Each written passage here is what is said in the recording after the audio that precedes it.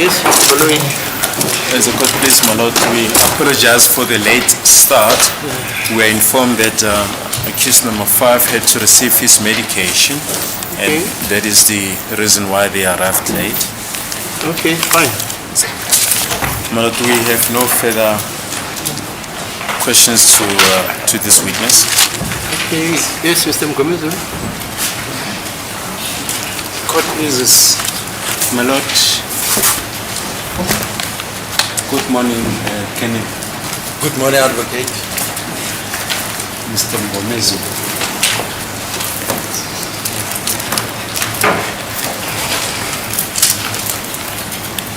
Sir, I've got a few questions for you.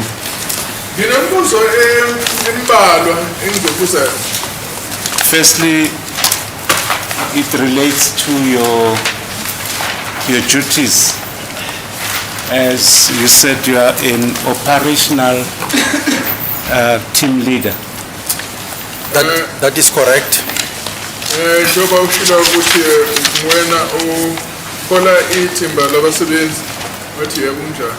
So you were doing the same duties in 2014?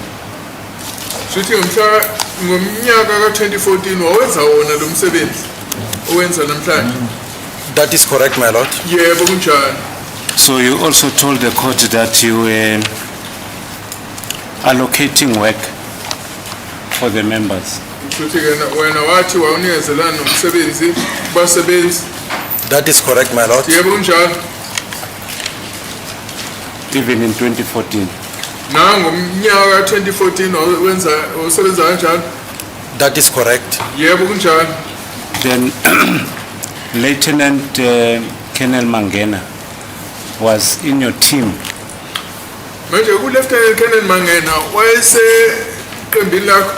That is incorrect. Mangena was not in my team.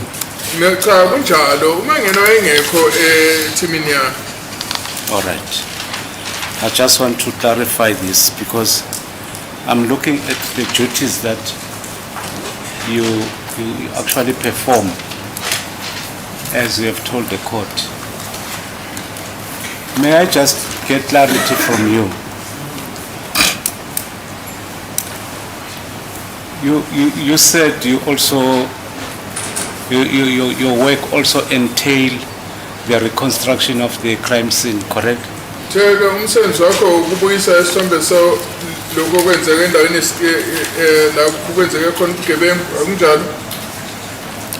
That is correct, but however, I must state that I stopped attending crime scenes.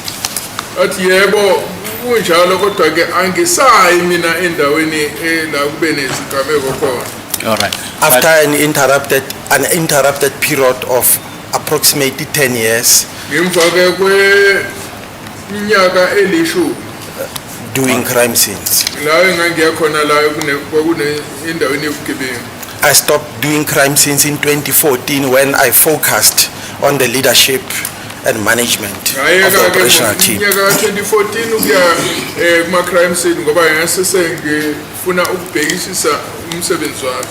Can you please tell the court when you are to attend a crime scene for the purpose of reconstruction, what is the procedure that usually is followed?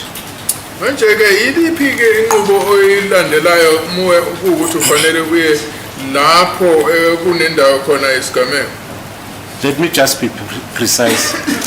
Are you called by the investigating officer to attend to a crime scene, or are you assigned by the case administrators to attend it?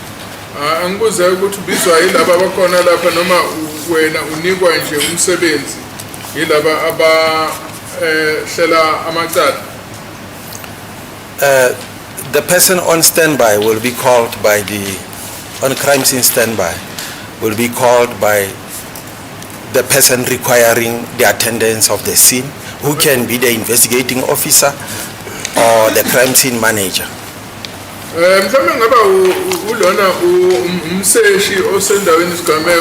noma ke lona ke okhona lapha endaweni isigameko umanager le ndawo uyena kungangibiza ukuthi yela. All right. So you might not have a vivid recollection of what happened on the 27th of October 2014. Ushuthi angekwazi ukukhumbula kahle ukuthi kwenzeka nomhla 27 October 2014. But can you recall if you were on duty that day? Uyakwazi ukukhumbula ukuthi wawukhona emsebenzini ngalelo la? I cannot recall, my lord. Angikwazi ukukhumbula lokho.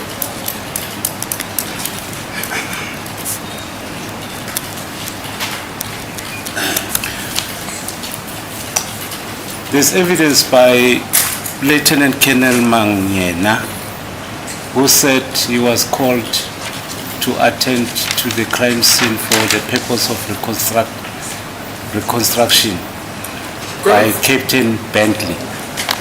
Khona ke ufakazi lapha ukuthiwa uKenneth Mangena wathi wabizwa uCaptain Bentley ukuthi eze lapha endaweni esigameko ukuthi azosiza khona. Do you have knowledge of that? Khona ulwazi onalo ngalokho? I have no knowledge of that. Anginalwazi ngalokho. You're also working with Colonel, is it Colonel Ntini? Usebenza noKenneth Ntini? I work with Captain Dini, that is correct. Yebo ngisebenza noCaptain Ntini. So, but are you aware that Captain Ntini attended to a crime scene on the 27th of October 2014? Uyazi yini ukuthi uCaptain Ntini waya lapha endaweni esigameko uyosenza khona mhla ka 27 ku October 2014? I'm not aware because Captain Dini has never reported to my operational team. Cha angeke ngikwazi lokho ngoba uCaptain Ntini akakaze abe eqembini lami engilikhuzana. So, there's evidence before this court that Lieutenant Colonel Mangena attended to the crime scene on the 26th, and on the 13th of November 2014, he conducted an examination on the exhibits that were brought at the Forensic Science Laboratory. Khona ufakazi ukuthi uCaptain Lieutenant Colonel Mangena waya endaweni esigameko mhla 27 of October 2014. You said 26. Sorry. What? You said 26. I No. have it here. I mean 27 October 2014, and he conducted the examination on the exhibit on the 13th of November 2014. Jake uCaptain Mangena waya endaweni esigameko mhla 27 October 2014 and umhla ka 13 November 2014 kwahlola ikhombisi ezatholakala lapha endaweni esigameko ama exhibits. Are you aware of that? Uyakwazi lokho? I don't know the details, but what I know is that in this matter, Colonel Mangena did do some work. Anginayo imininingwane kodwa ngikwazi ukuthi uColonel Mangena khona umsebenzi awenza kuleli cala. The essence of this question is to find out if this matter was formally and officially, the matter under CAS 636 of 10/2014 was formally and officially allocated to Lieutenant Colonel Mangena. Ngifuna ukwazi ukuthi leli cala 636 of 2015 wayinikwa yini uColonel Mangena? Unfortunately, I do not have any information or details regarding that. Cha, anginayo imininingwane ngalokho. Because the reason why I'm calling this is that for him to attend to the reconstruction of the crime scene on the 27th of October 2014, he was called by Captain Bentley, who's not working in your office. Ngisho ke ngoba ezazokuthi ngisho njalo ukuthi ngomhla 27 October 2014 wabiza ukuthi ayendaweni esigameko uCaptain Bentley. I hear that. Ngiyakuzwa ke lokho. My question is, you said, I just want to repeat that question. I know maybe, sorry, I didn't get what I wanted from you. The question is, was Lieutenant Colonel Mangena allocated officially with this matter 636 of 10/2014? Ngifuna ukuzwisisa kahle ukuthi uLieutenant Colonel Mangena wayenikiwe yini leli cala ukuthi asebenze kulona eliku 636 of 10 of 2014. I don't have any details about that. I don't know. I was not involved in the allocation of crime scene cases. Cha, anginamniningwane ngaloko ngaba ngaleso sikhathi angikongemina onikezelana ngemisebenzi. So in the case administration office, work is allocated to different members, correct? La kwabahambisa ke ukunikezelwa kumsebenzi kushuthi ke umsebenzi lena amacala nikezela abantu abehlukene kanjalo. Casework is distributed by commanders to various members. Hayi kusho ukuthi ke ama-case ke anikezelwa ama-commander bephuzi kuba emaphoyiseni ahlukahlukene. All right. As I've said that at that time that has been specified, 2014, I was not the commander, the direct commander of Lieutenant Colonel Mangena. Ngifuna ukugcizelela futhi ukuthi ngaleso sikhathi sa 2014 kangeyena umkhuzi ka-Colonel Mangena. As a result of that, I'm not in a position to explain any details regarding that. Yikho-ke ngithi angikwazi ke ukuletha imininingwane nemincane ngalokho. But you don't even have the knowledge that at that time, Colonel Mtsipe was not the commander for Lieutenant Colonel Mangena. Manje ka ushuthi awunalo nolwazi-ke nje lokuthi uColonel Mtsipe wayengumkhuzi ka-Colonel Mangena, ka-Lieutenant Colonel Mangena.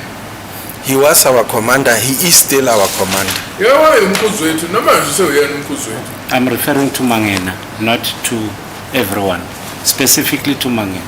Cha ngisho ukuthi siqonda ngqo uchaze mayelana noMangena hayi nabanye. Mangena and I report to Colonel Mtsipe. Mina noMangena umkhuzi wethu uColonel Mtsipe. But the essence of this is that Colonel Mtsipe is the one who officially assigned this matter to Colonel Mangena. Will I be correct to say that? Zobe ngikhuluma iqiniso yini mangithi uColonel Mtsipe uyena wathuma uLieutenant Colonel Mangena ukuthi enze lo msebenzi. I cannot testify about the details of the allocation of this specific matter. Angikwazi ukuthi imininingwane noma ngifakaze ngokunikezela komsebenzi nokuthunywa kwabantu. The rest that I will be doing will be just speculation. Engakwenza kuzobe kusho ukuthi ngizobe ngiqagela. No, I'm getting there. You are involved. I'll tell you. Just wait well. Ngiyakhona lapho Linda ngizochazela. I want to confirm. If you don't know, you don't know. Colonel Mtsipe was the commander of Lieutenant Colonel Mangena, and you cannot tell this court that indeed he's the one who officially assigned the docket 636, that work relating to 636 to Colonel Mangena. uColonel Mtsipe wayengumkhuzi kaColonel Mangena. Kodwa-ke wena ukwazi ukuletha isiqiniseko sokuthi uyena yini uColonel Mtsipe owanika leli cala u-636 of 10 of 2014 walinikezela ku-Colonel Lieutenant Colonel Mangena ukuthi asebenze ngalo. What I've already explained is that I will explain again, is that members are placed on standby, on crime scene standby. Engakusho ukuthi khona abantu abanikwa u-standby kusho abahlale belindele nanoma yini engenzeka. So when they are on standby, when there is a crime scene to be attended, the person on standby will attend that crime scene. Kusho ukuthi uma khona kwenzekile kube nesidingo sokuthi kube nozoyosebenza lapho lo standby uyaya-ke lapha ayosebenza. And the attendance of that scene is not only limited to that member alone. That member can increase his own capacity by requesting the assistance of other members to go with him. Ukuthi uyena yedwa uzosebenza lapho uma ukuthi kuba nesidingo sokuthi adinge izandla ezingamsiza uyakwazi ukuthi azicele. In this case, an examination was conducted by Lieutenant Colonel Mangena on the 13th of November 2014, and there was a finding on his examination. You said you were aware, but not the details of what he was doing. Uthawa niyazi ukuthi Lieutenant Colonel Mangena wenza umsebenzi wokuhlaziya lama exhibit ngomhla ka-13 enyangeni kaNovember 2014. I'm aware that he did some work in this matter, but I do not have all the details. Yebo ngiyazi ukuthi ukhona umsebenzi awenza kuleli cala kodwa ke imininingwane anginayo. What I want to know is the reviewing or verification of a particular member after he has made his or her own findings. The verification, is it only done when the results are positive or there's a positive match? Mina ngifuna ukwazi ukuthi ukubukezwa komsebenzi owenziwe omunye wala ensenza nawo kwenziwa kuphela uma kuwukuthi nithole ukuthi le nhlamvu lena kunesiqiniseko sokuthi idutshulwe yilesi sibhamu lesi lesihlola noma cha. The verification must be done irrespective of the nature of findings. Kusho ukuthi kubukezwa kwenziwa nanoma umphumela unjani. Thank you, sir. Colonel, do you know who verified the findings of Lieutenant Colonel Mangena on his findings on the 13th of November 2014? Uyazi ukuthi bani owaqinisekisa umsebenzi wenziwa uLieutenant Colonel Mangena ngomhla ka-13 enyangeni kaNovember 2014? No, my lord, I do not know. Cha angazi ukuthi. But by law, it was supposed to be verified and reviewed. Kodwa ngomthetho okufanele ukuthi ubukezwe futhi uqinisekiswe. In accordance with our standard operating procedure, all work that involves microscopic examination must be verified. Njengoba ke kuyinqubo yethu emsebenzini umsebenzi owenziwe ngihlola nge-microscope ufanele ubukezwe. So I can safely confirm that you did not verify that those findings. Kusho ukuthi ke ngingasho ke ukuthi awuzange wena ubukeze lo msebenzi. I did not verify them, my lord. Angizange ubukeze. Let's move to the question of, you've been working with the firearm. You've been giving lectures, sharing knowledge on the field of ballistics. Besenza ngesibhamu and futhi ke kunezela kwethula izifundo mayelana nokuhlolwa ukuqhuma kwesibhamu ballistic. Correct? That is correct. Yebo unjani? So I'm just asking this question. I've got two sets of versions from the state side about the instrument that was used in the alleged commission of the offense. Singenembona emile bekwe umshushisi mayelana nesibhamu esasetshenziswa ekwenzeni ke leli cala. Just to give a little bit of a background to you, we've got state witnesses who furnished with the affidavits,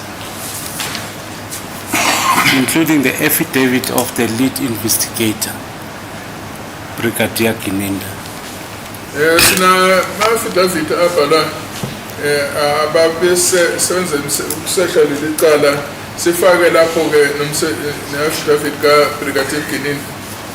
People that were in the house made statements. I'll mention them. Khona abantu bekhona lapha endlini ababenza itatimende ngizokutshela ukuthi obani. Kelly Kumalo, uKelly Khumalo, Zandi Kumalo, uZandi Khumalo, Thokozisi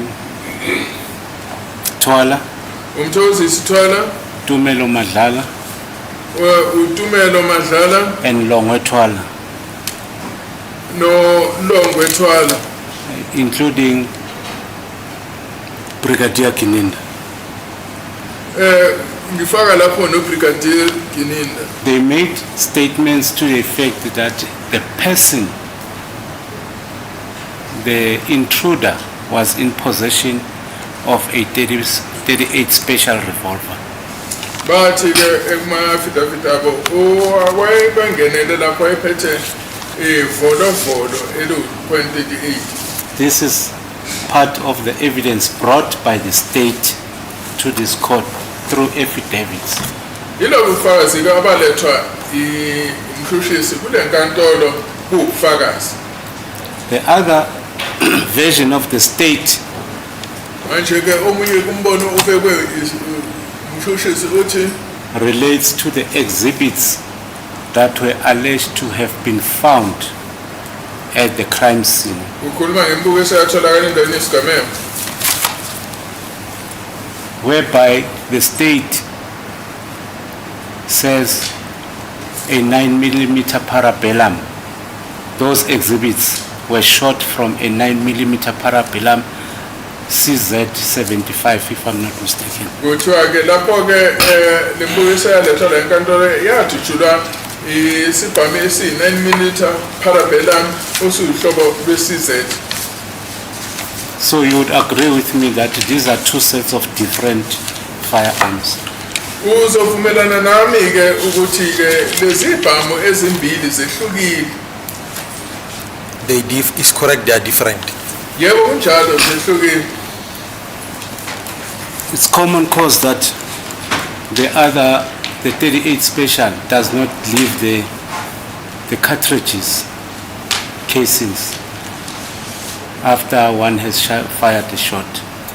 Into yaziwayo ke ukuthi 38 special ayishiyi magobolondo emva kokuthi idubuke. Correct? Akunjalo? That is correct. Yebo kunjalo. So the other one, They must be manually extracted and Ukuthi injected. amagobolondo fanele akhishwe ngesandla esibhamini. so the other one can leave the cartridge casings on the floor. Lesi sinye ke isibhamu siyawashiya amagobolondo lapho. That is correct. Yebo kunjalo. Let's look at the nature of the instrument itself, both instruments, the firearms. Could be the 38 special or a 9mm. Asisibheke zombili ke lezi bhamu i-38 special ne-9mm. Will you agree with me to say an illegal firearm and ammunition can easily exchange hands? Uvumelana nami yini ukuthi isibhamu esingekho emthethweni singadluliselwa kwezinye izandla noma singanikezelwa komunye umuntu kalula? As a court case, I don't know what the purpose of this cross-examination is. The witness is now expected to speculate. We submit that that question should be disallowed.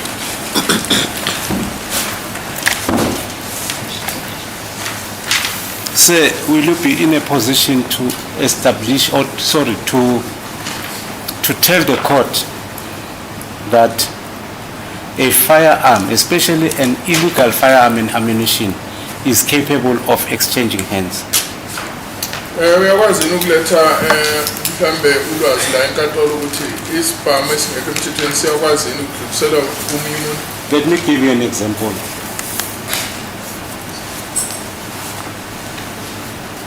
people are selling firearms, illegal firearms. I can sell a firearm to you today. That is possible, correct? Kuliqiniso ukuthi abantu ke bayazidayisa ibhamu nami ngakudayisa esingekho emthethweni akunjalo. Yes, the question is too wide. It's just a generic question that has nothing to do with ballistics examination.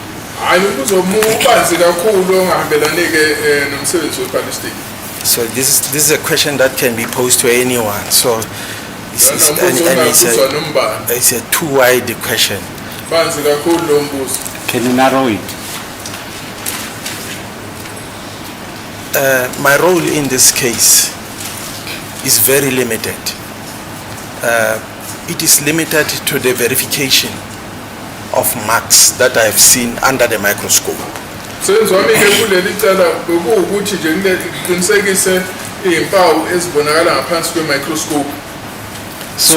is why I say I have a very limited scope in this matter. I did not attend the scene. I did not analyze the scene. I have no access, or I had no access to certain activities that happened during the investigation of this matter. My role was just to verify whether a particular bullet or particular bullets, that is the test and the exhibits, have a common origin.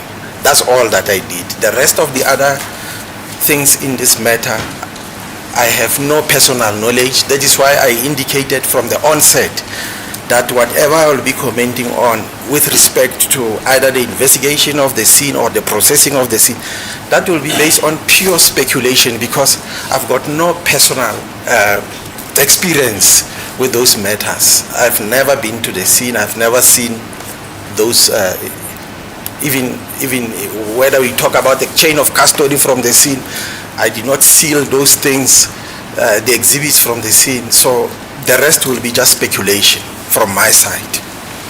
But what I can answer with certainty is in respect of the microscopic verification I have conducted in this matter. Engingasho-ke ukuthi mina angizange ngikwazi ukuthi ngiye endaweni yesigameko, angizange ngibe nethuba lokuthi ngiyongena mhlambe ekuhlolweni nami ekuphenyeni kwaleli cala. Umsebenzi wami nje kuphela bekuwukuthi nje ngizosho ukuthi-ke umsebenzi wokuhlola izinhlamvu ukuthi khona yini impawu ezifanayo kule inhlamvu ethole endaweni yesigameko nenhlamvu ekuthestwe ngayo, kukhona yini impawu ezifanayo. Anginalwazi olunye olungaphandle kwalokho. Engingakwenza-ke nje mhlambe ukuthi-ke ngiqagele ngoba angizange ngifike endaweni yesigameko, futhi nokuthi zaphathwa kanjani-ke izinto ezatholakala lapha endaweni yesigameko angikwazi nokuphendula lapho ngoba angizange ngibe khona lapho. Engifuna ukuletha nje la enkantolo engingaphawula ngako ukuthi izimpawu ezikusenhlamvini eyatholakala endaweni yesigameko nakulezi ezisenhlamvini ekwahlolwa ngayo i-test bullet ziyafana noma zifani yini. Yibona lokho kuphela. Now I appreciate your answer, sir, but I wasn't specific about the question that I've asked you. My question is, let me just put it this way, maybe you'll understand it. In general terms, is the firearm capable of changing hands in general terms? Is that possible? Cha, umbuzo-ke ukuthi izibhamu uyakwazi ukuthi isibhamu sinikezelwe komunye umuntu yini? In general terms, yes, it's possible. Firearms can move from one person to another. Yebo, uma sikhuluma-ke nje kabanzi, yebo, isibhamu singasuka komunye umuntu siye komunye. So I'll get into the scope within which you were called to testify on. But since you were working in that office, I just want to find out whether it has been possible, it has ever happened to you to collect exhibits from a police station without the case administration office or without the being commanded or being instructed by your commander. Have you ever collected an exhibit from a police station? Why in a police station Oyolanda mhlambe ke exhibit ethize ukuthi awuthunywanga umkhuzi wakho? What I can say is that in the past it happened that we were also transporting exhibits from the lab to the stations. Yebo kwakwenzeka ngaphambilini ukuthi sithwale ke ama exhibits sosisa elab sosisa ema police station, especially when our storage safes were filled to capacity. uma kuukuthi ke la isefo esebeka kuzona sigcwele kakhulu. So in the present, because it was in the past, in the present, what is the position? Manje ke nje ukukhuluma ukuthi kwakwenzeka ngaphambilini, manje ke kulesikhathi samanje kwenzeka kanjani? Currently it did not happen, it has not happened. Hayi kulezi insuku akwenzeki. But my question is, particularly you, in a singular form, have you ever collected an exhibit from a police station for the purpose of examination? Hayi sengibuza wena ke wena Nkonzo wena ngo wena uwedwa wabe wayelanda in exhibit police station ungathunyiwe ukuthi uyohlolwa? From my side, if I can recall, I collected I collected certain objects for the purpose of examining tool marks, like pieces from doors.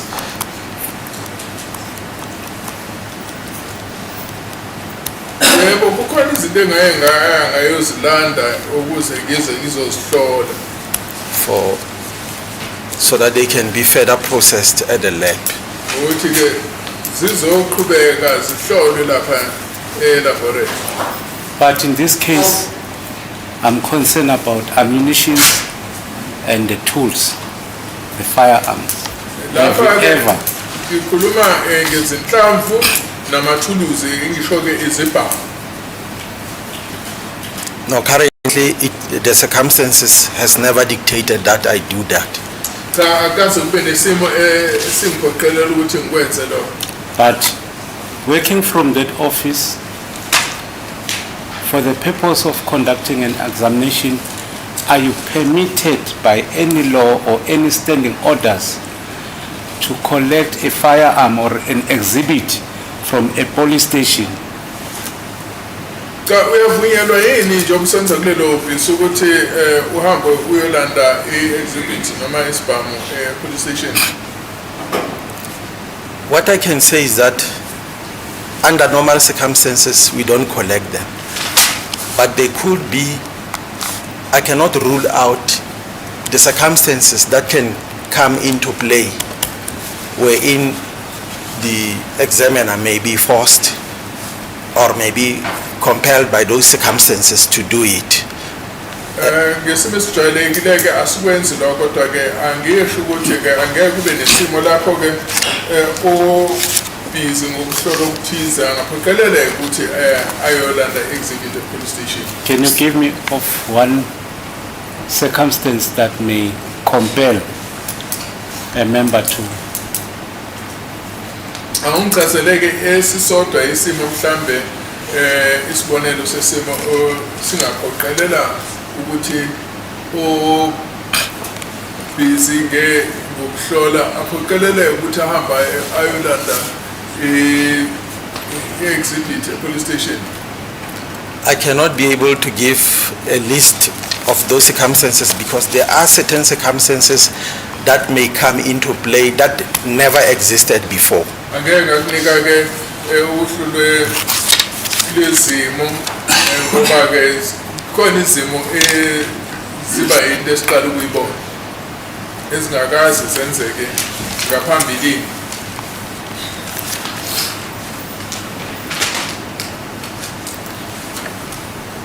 There's evidence before this court by Lieutenant Colonel Mangena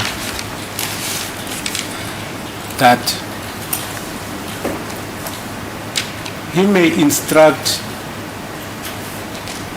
or request the investigating officer to collect a particular exhibit from the owner of a particular exhibit of firearm or from a particular company or business. But in the case where he collected a firearm at Cleveland, there was no need to inform or to request the investigating officer. Can I just ask you to break it into All right. at least two? Thank you, sir. I'll do so. There is evidence before this honorable court led by Lieutenant Colonel Mangena Konfazi komlethela inkantolo omletho Lieutenant Colonel Mangena to the effect that if he needs a firearm or ukuthi an bedinga isibhamu or a particular exhibit, noma ke i-exhibit ethize.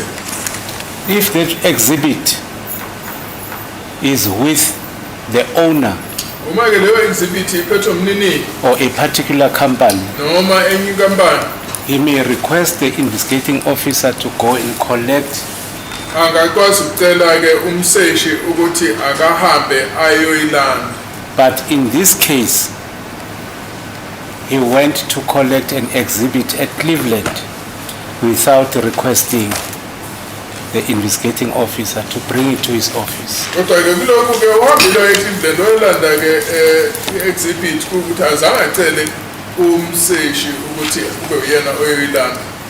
Can such a circumstance compel the member to go and fetch a firearm or an exhibit without requesting the... Sikhona isimo esinjengalesi singaphoqa ukuthi ke omunye ke amalungu obviously ahamba yolanda i-exhibit engadingiwe. I cannot answer this question simply because I do not have access to all the circumstances that happened during that time. Angeke ngikwazi ukuphendula umbuzo ngoba anginalo ulwazi lwakho konke okwenzeka ngaleso sikhathi. A decision cannot be divorced or detached from the circumstances that existed at a particular time. Isinqumo ke angeke sakhishwa ekubhekeni zonke ukuthi isimo ngaleso sikhathi zonke izimo ezinye zazinjani. So I do not know what happened during that time. Angikwazi ukuthi ngisho ukuthi kwakwenzekeni ngalelo sikhathi. As I've already said, that my involvement in this matter is only in respect of verification of findings. Njengoba sengishilo ukuthi mina okwami kulokho kwakunje uletha isiqiniseko mayelana ke nokuhlolwa kwesibhamu. So in this case, as I've just demonstrated in court,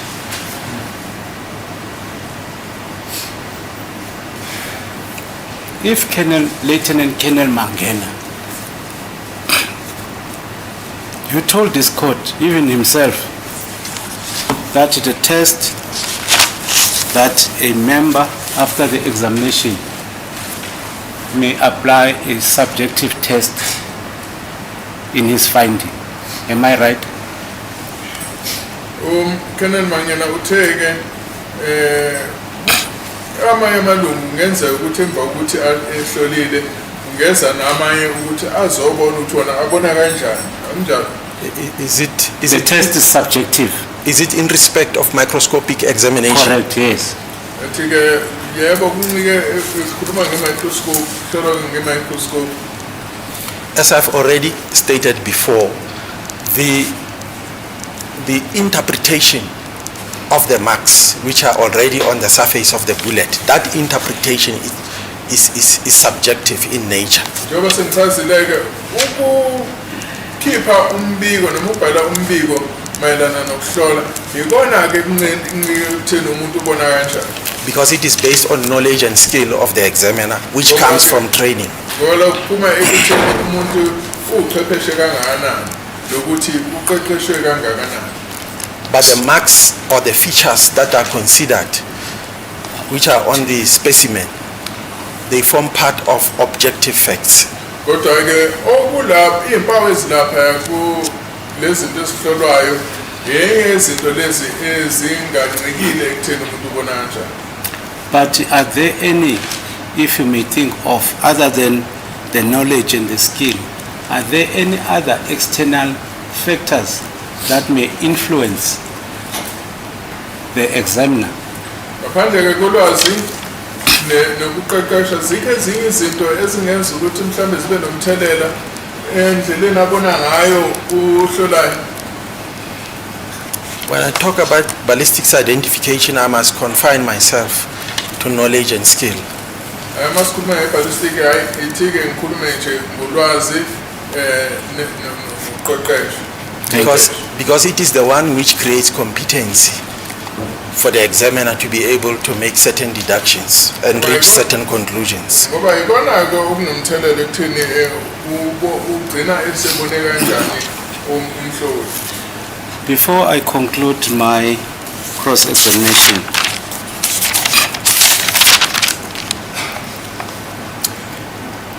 the act or the circumstance that we have discussed, whereby the examiner went to collect an exhibit from a police station, can that not necessitate a finding adverse to the outcome, to the positive outcome of the matching? Ukuthi umhloli uhambe wayelanda isibhamu lapha ngeke kube nomthelela yini ekutheni umphumela ube mubi umphumela uyohlola. For the same reason that I've already given, I cannot answer this question because I do not know everything that happened for that particular decision to be taken. Ngalezi zathu-ke bese ngisibekile angikwazi ukuphawula lapho ngoba angizazi zonke izimo ebezikhona ngaleso sikhathi. So you cannot even tell the court whether the exhibits that were collected, especially the bullets, were they all the full metal jackets mixed with the same complete metal jackets, or were only the complete metal jackets? Okwazi ngokuchaza ukuthi inhlamvu ezasetshenziswa ama-fundamental jackets noma complete metal jackets. That I'll be able to tell the court because it will not be speculation. It will be based on what I have personally seen. Ngakuletha phambi kwenkantolo ngoba kuzobe kungakona ukuqagela kuzobe kuyilento engayibona. Yes, can you please tell the court? Wathi yebo-ke chazela inkantolo. The ammunition that was collected by Lieutenant Colonel Mangeni from Cleveland Police Station, were they full metal jackets or complete metal jackets? Manje-ke lezi nhlamvu ezazolandwa uColonel Mangena le eCleveland koba ama-full metal jacket noma complete metal jacket? No, what I'm referring to when I say about... No, I understood that. This is the follow-up question. No, I want to clarify my Yes. answer All right. so that it is placed in the correct context. Hayi ngichaze kahle ukuthi kuzwakale kahle. When I refer to things that I have seen, I'm referring to the bullets that I compared under the microscope. Mangithi-ke ikhona izinto engazibona ngisho iy'nhlamvu engazihlola ngaphansi kwe-microscope. I'm not making any reference to ammunition that was collected by Mangena or any other person. Ngikhuluma ilutho-ke ngokuthi yiziphi iy'nhlamvu ezalandwa uKenneth Mangena noma-ke omunye umuntu. Because I did not see that ammunition. Ngoba-ke angizange ngizibone lezo y'nhlamvu. And this court was told that if it's Colonel Rule Officer or the Warrant Officer Rule Officer, I'm not sure about their rank, but when he conducted the test, he was using a full metal jacket.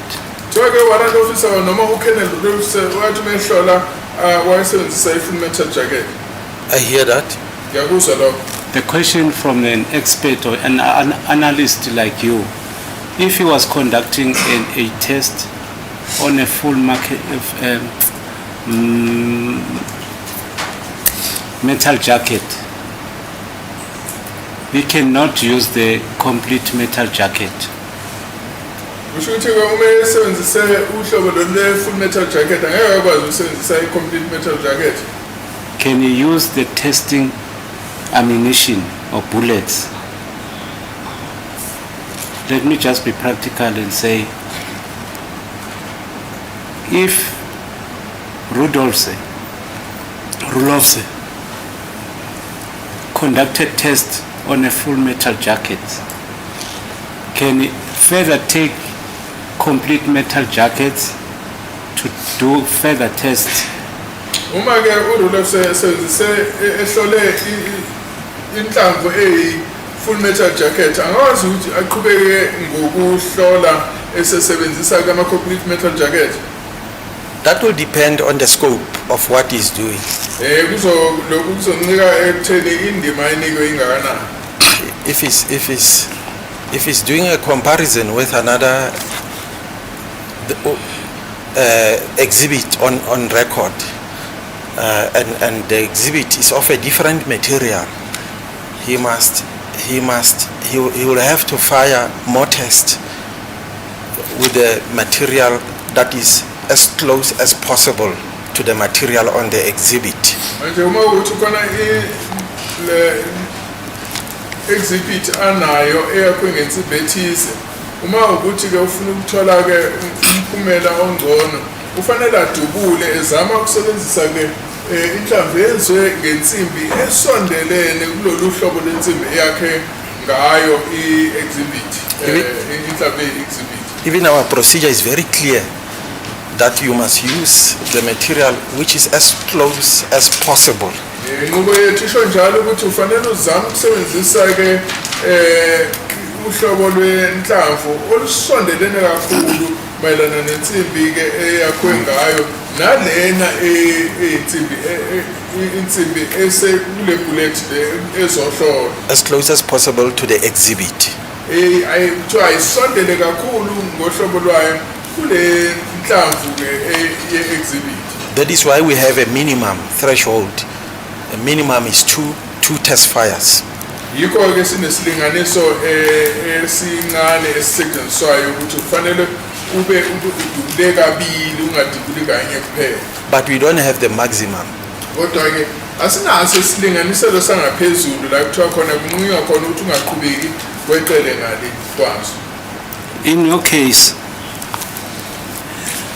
you reviewed or you verified the work done by Lieutenant Colonel Mangena on bullet number 8 and bullet number 4, correct?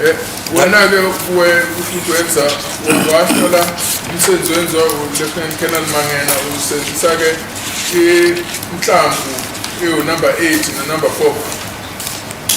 The comparison that I did was between the exhibit bullet, which is marked with the lap number, and additionally A2. That was compared with the tests marked 369 TB4 and 369 TB8. Mina umsebenzi engawenza-ke ngawenza ngale exhibit ngale mhlambe exhibit engayithola ethi kumethola inamba yayo yaselab igcina ngo-A2 ngiqhathanisa-ke nalezi zinhlambe ezama-test ezadutshulwa ezazine-nombolo eziwu-369 TB4 no-369 TB8. So with regards to 369 TB8, you said it was a full metal jacket. Uthe-ke le namhlamvu-ke u-369 TB8 yayi-full metal jacket. That is correct, my lord. Yebo kunjalo. And the 369 TB4 was this CMJ, the complete metal jacket. Before you know CMJ. That is correct, my lord. So the test bullets that was used by Colonel Mangena was TB5 and TB9.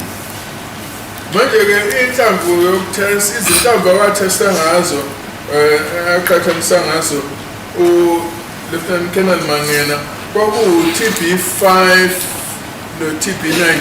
I hear that. Ngiyakuzwa. Were they, which one was a full metal jacket between the two? Yiphi-ke i-full metal jacket yiphi Completely. Is it in respect of Mangena's tests? Yes. usho-ke mayelana nokuhlola okwenziwa uMangena? I do not know. I cannot say with certainty because those tests were fired by Mangena. Hayi angeke ngikwazi ukutshela ukuthi kwakuyiziphi inhlobo ngoba owadubulayo lawo ama-test kwakuwu-Lieutenant Colonel Mangena. So your verification was only limited to 2 sets of bullets.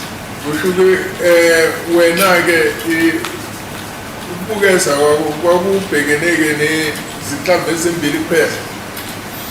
For verification purposes, I use TB4 and TB8. Ukuthi ngilethe-ke ngibukeze ngasebenzisa u-TB4 no-TB8. But the examination by Mangena was not only related to TB4 and TB8.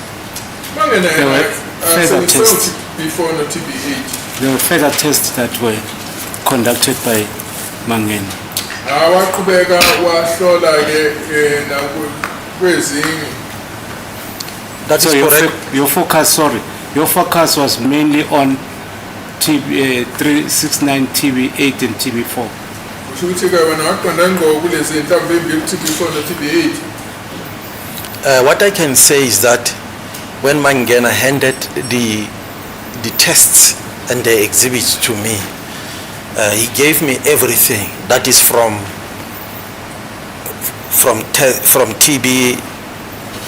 TB1, I think, up to TB10. Mangena-ke engakuphawula ukuthi wanginika zonke iy'nhlamvu mese ukuthi ngiyozihlola.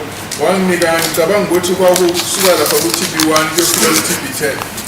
And I had the opportunity to look through all of them from 1 up to 10. Ngakwazi-ke ukuthi ngizibuke zonke kusuka kweyokuqala ngiyofika kweyeshumi. My apologies, I think I might not be accurate with the total number of tests, my lord. Hayi mhlambe-ke ngeke kunephutha lokuthi zazingaki lezi iy'nhlamvu. But there were several tests which were no less than 8. Kodwa-ke engikukhumbulayo ukuthi lezi iy'nhlamvu lezi zazingekho ngaphansi kwesishiyagalombili. But my question is, when I ask you about TB5 and TB9, you could not give me an answer whether were they full metal jackets when they were tested or not. Engibuza yona ukuthi ngathi wena uzangikwazi ukungitshela ukuthi u-TB5 no-TB9 kwakuyiziphi inhlobo noma full metal jacket noma ungeyona yini. It is because I did not record what each and every test, I mean the type of each and every test, because it is not required. Angizange ngibhale phansi ukuthi kwakuyiziphi iy'nhlobo engangizibhale ngoba bona akudingeki. But what I can say is that TB4 is CMJ and TB8 is FMJ. engakusho u-TB4 u-CMJ u-TB8 u-FMJ. So you did not have your diary to record whatever that you were verifying. Usho ukuthi awungenadayari yakho ukuthi ubhale phansi ukuthi wawenzani.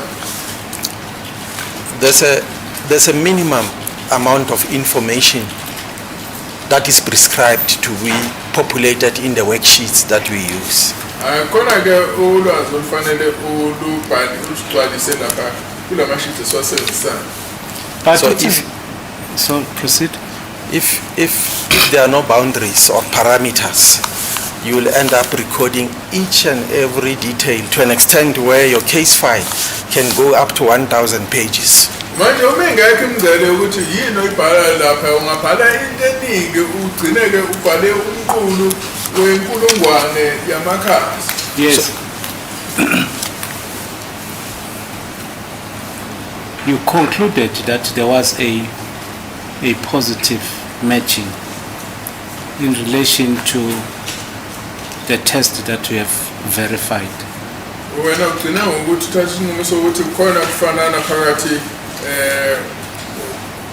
kwalama test la owawahlola. And your evidence is mainly about TB4 and TB8. Usho ukuthi ke ukuhlola kwakho kuzinzela lapha ku-TB4 no-TB8. Although I went through all the other tests, I decided to select TB4 and TB8. Noma ke ngizibuke zonke lezi nhlamvu ngiqoke ukuthatha u-TB4 no-TB8 as they will represent the rest of other tests nokuthi ke hayi lezo ngizomela wonke amanye ama-test because they have a common origin. ngoba zonke ke lezi nhlamvu They were- zilentweni eyo They were all test fired in a single firearm. ngoba zonke ke lezi nhlamvu zadutshulwa ngethuluzi elilodwa okwisibhamu esisodwa. So I'm entitled to select the representatives. Manje nginemvume ukuthi ngikhethe la engibona ukuthi ngingasebenzisa And use them for identification purposes. ngizisebenzise lezi nhlamvu ukuthi ngikwazi ukuthi ngikhombise ke ukuthi iziphi. That was on the 23rd of July 2020, correct? Give me the date again. The 23rd of July 2020. Ngomhla 23 uJulayi 2020. That is correct, my lord. Yebo unjani? That was 6 years after the incident that happened on the 26th of October 2014. Kwase sekudlule isithupha seminyaka emva usuku lesigameko kwawumhla 27 ku-October 2014. I hear Correct. that. So these officers, I don't know their ranks, but I was told it's Feljun, Fesser and Tini. Please repeat the question. I'm saying I don't know their ranks, but the state mentioned that there is Feljun, Angiwazi ke amarenka abo kodwa ke kuthiwe kukhona uFelion Fesser noFesel and Tini. noNtini. Are you aware that they also conducted verifications? Uyazi yini ukuthi nabo babukeze? I'm not aware, my lord. Angikwazi lokho. The court has also ordered that they should be called. Inkantolo ke isikhiphe isicelo sokuthi nabo ababizwe. As Section 186 witnesses. Njengoba ke ufakazi kwa section 186. So in your answer, are you saying you are not aware if they also verified the work of Manken? Manje wena ufazi bakho ukuthi awazi ukuthi nabo babukeze umsebenzi kaMangene. I'm not aware, as I did this verification independently by myself. Hayi mina angikwazi lokho ngoba mina ngenza umsebenzi ngingedwa. So I'm not aware if there's some other people who participated as well. Hayi mina ngazi nokuthi mhlambe kukhona yini abanye abenza umsebenzi ofana nowangangiwenza. I think I've concluded my cross-examination. I've concluded my Oh, I cross-examination. see. Okay, thanks. Yes, Mr. Secretary. Thank you, my lord. Dumela nkgono. Dumela ntate.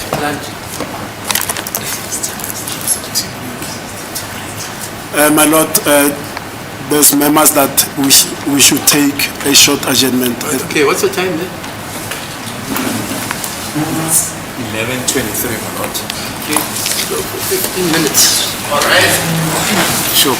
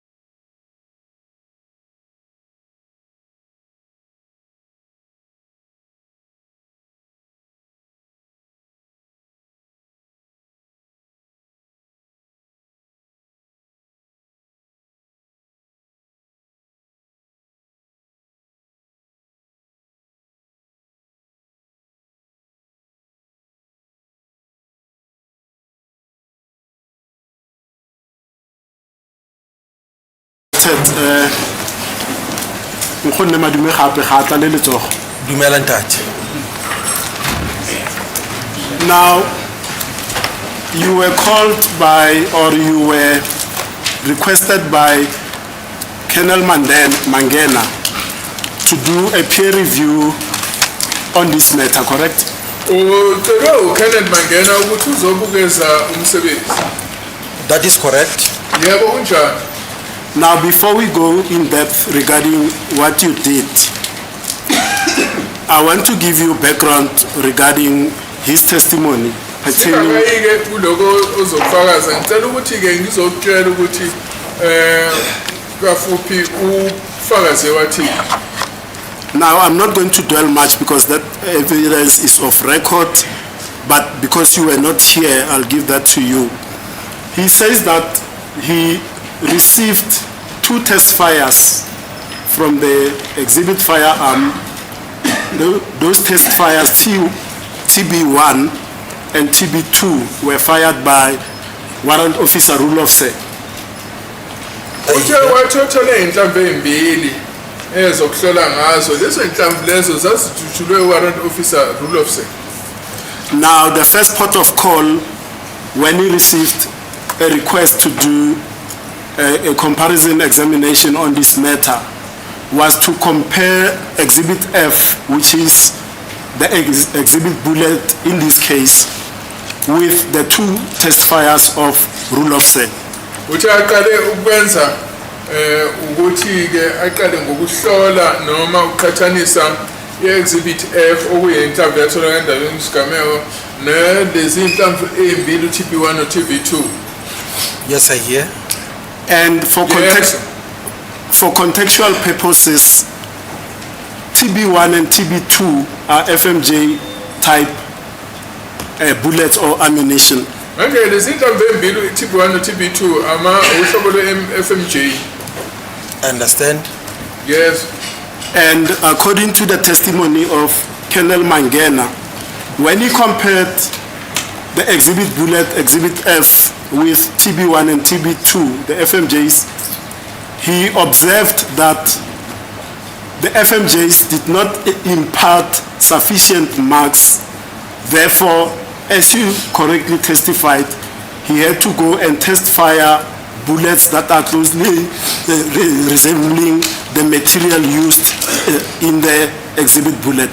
Uthe mekhathanisa uTB1 noTB2 nalenhlamvu lena evela endaweni esigameko kwabona ukuthi nje lezi inhlamvu lezi eqinisweni akuzange zibe nezimpawu ezanele waphoqelela ukuthi aqhubele phambili ke eyodubula ezinye inhlamvu njengoba usushilo ke ukuthi ke ezinensimbi efanayo nalensimbi yakhe inhlamvu lena ephuma endaweni esigameko. Yes, I understand. Yes. And in that regard, he then went to shoot further tests, further 8 tests. Uthi ke kuloko ke waqhubekela phambili wadubula ezinye inhlamvu ezishagalolunye mbili. Which are TB3 to TB10. Lezi inhlamvu ke zagcina zibizwa ngokuthi TB3 kuyofika uTB10. Yes, I understand. Yes. And from those 8 test fires, 2 were PNP make FMJs.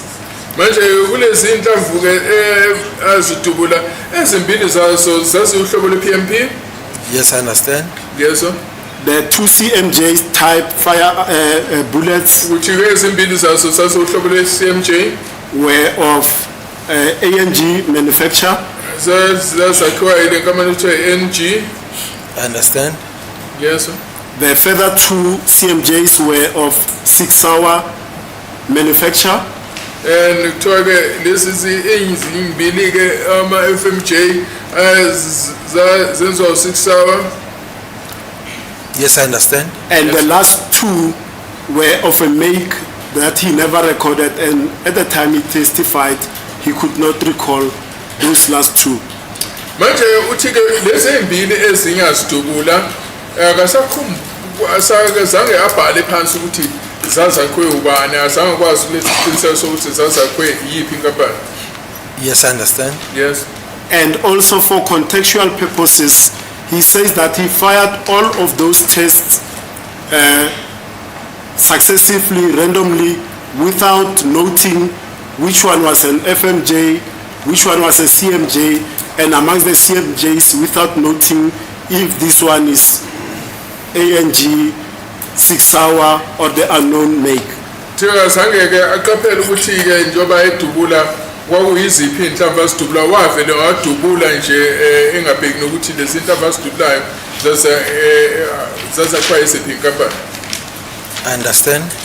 Now let me posit there, Lieutenant Colonel Sireu. In your lab, regarding the processes and procedures, is there a particular worksheet that directs you what to complete as you do your examination, comparison, and the like?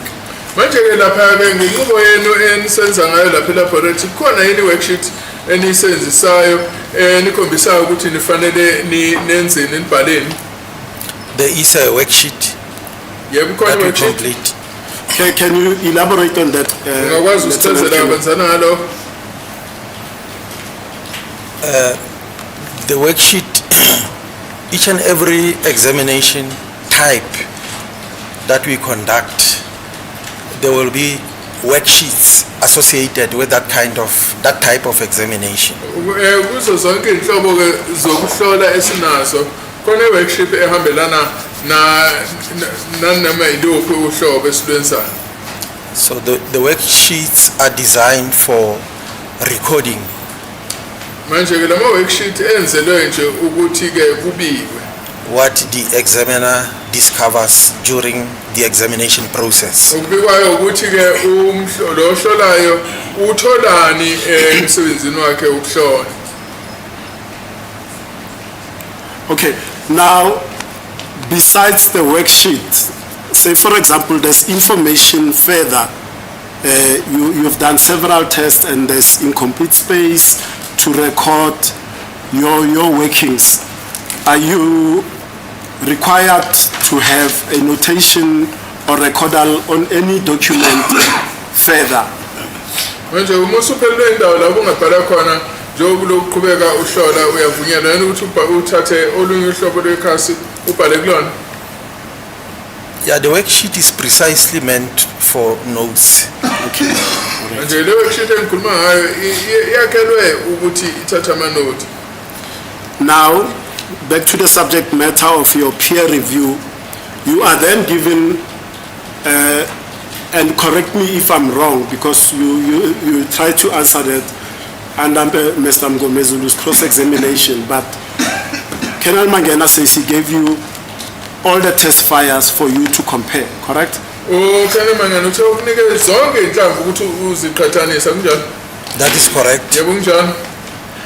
And you see the dilemma is this. That's why I'm asking you about the worksheet, because amongst those 10 test fires, 4 of them are FMJ. That will be the 2 FMJs by Colonel Mangena, the 2 FMJs by Warrant Officer Rulofse. Ngibuza ngoba ke ngibona ukuthi khona inhlamvu ezine ezohlobo le-FMJ ngoba khona ezimbili inhlamvu ezu-FMJ ezivela ku-Colonel Mangena nezimbili ezivela ku-Warrant Officer Rulofse. I understand. Now, the point is this, and I've given you the context of Mangena to say the FMJs did not impart sufficient individual marks for me to make an identification. That is a positive match. Ngoba ke uthi Mangena lezi inhlamvu ezohlobo le-FMJ azizange zibe nezimpawu ezilingene ukuthi angakwazi ukuthi ahlonze ngokugcwele. Yes, I hear that. Ngiyakuzwa lokho. Now, in that context, let us jump onto this aspect, because I'm going to be up and down, so bear with me. The AFTI has got a theory of identification, and they also have got what they call the AFTI range of conclusions. Are you aware of that? After-ke inendlela esebenza ngayo uyakwazi lo? I am aware. Yebo ngiyazi. And what are the range of conclusions that we can reach as ballistic experts after our examination? Manje-ke yiziphi-ke lezi nqumo umuntu angazifinyelela emva kokuthi ahlole?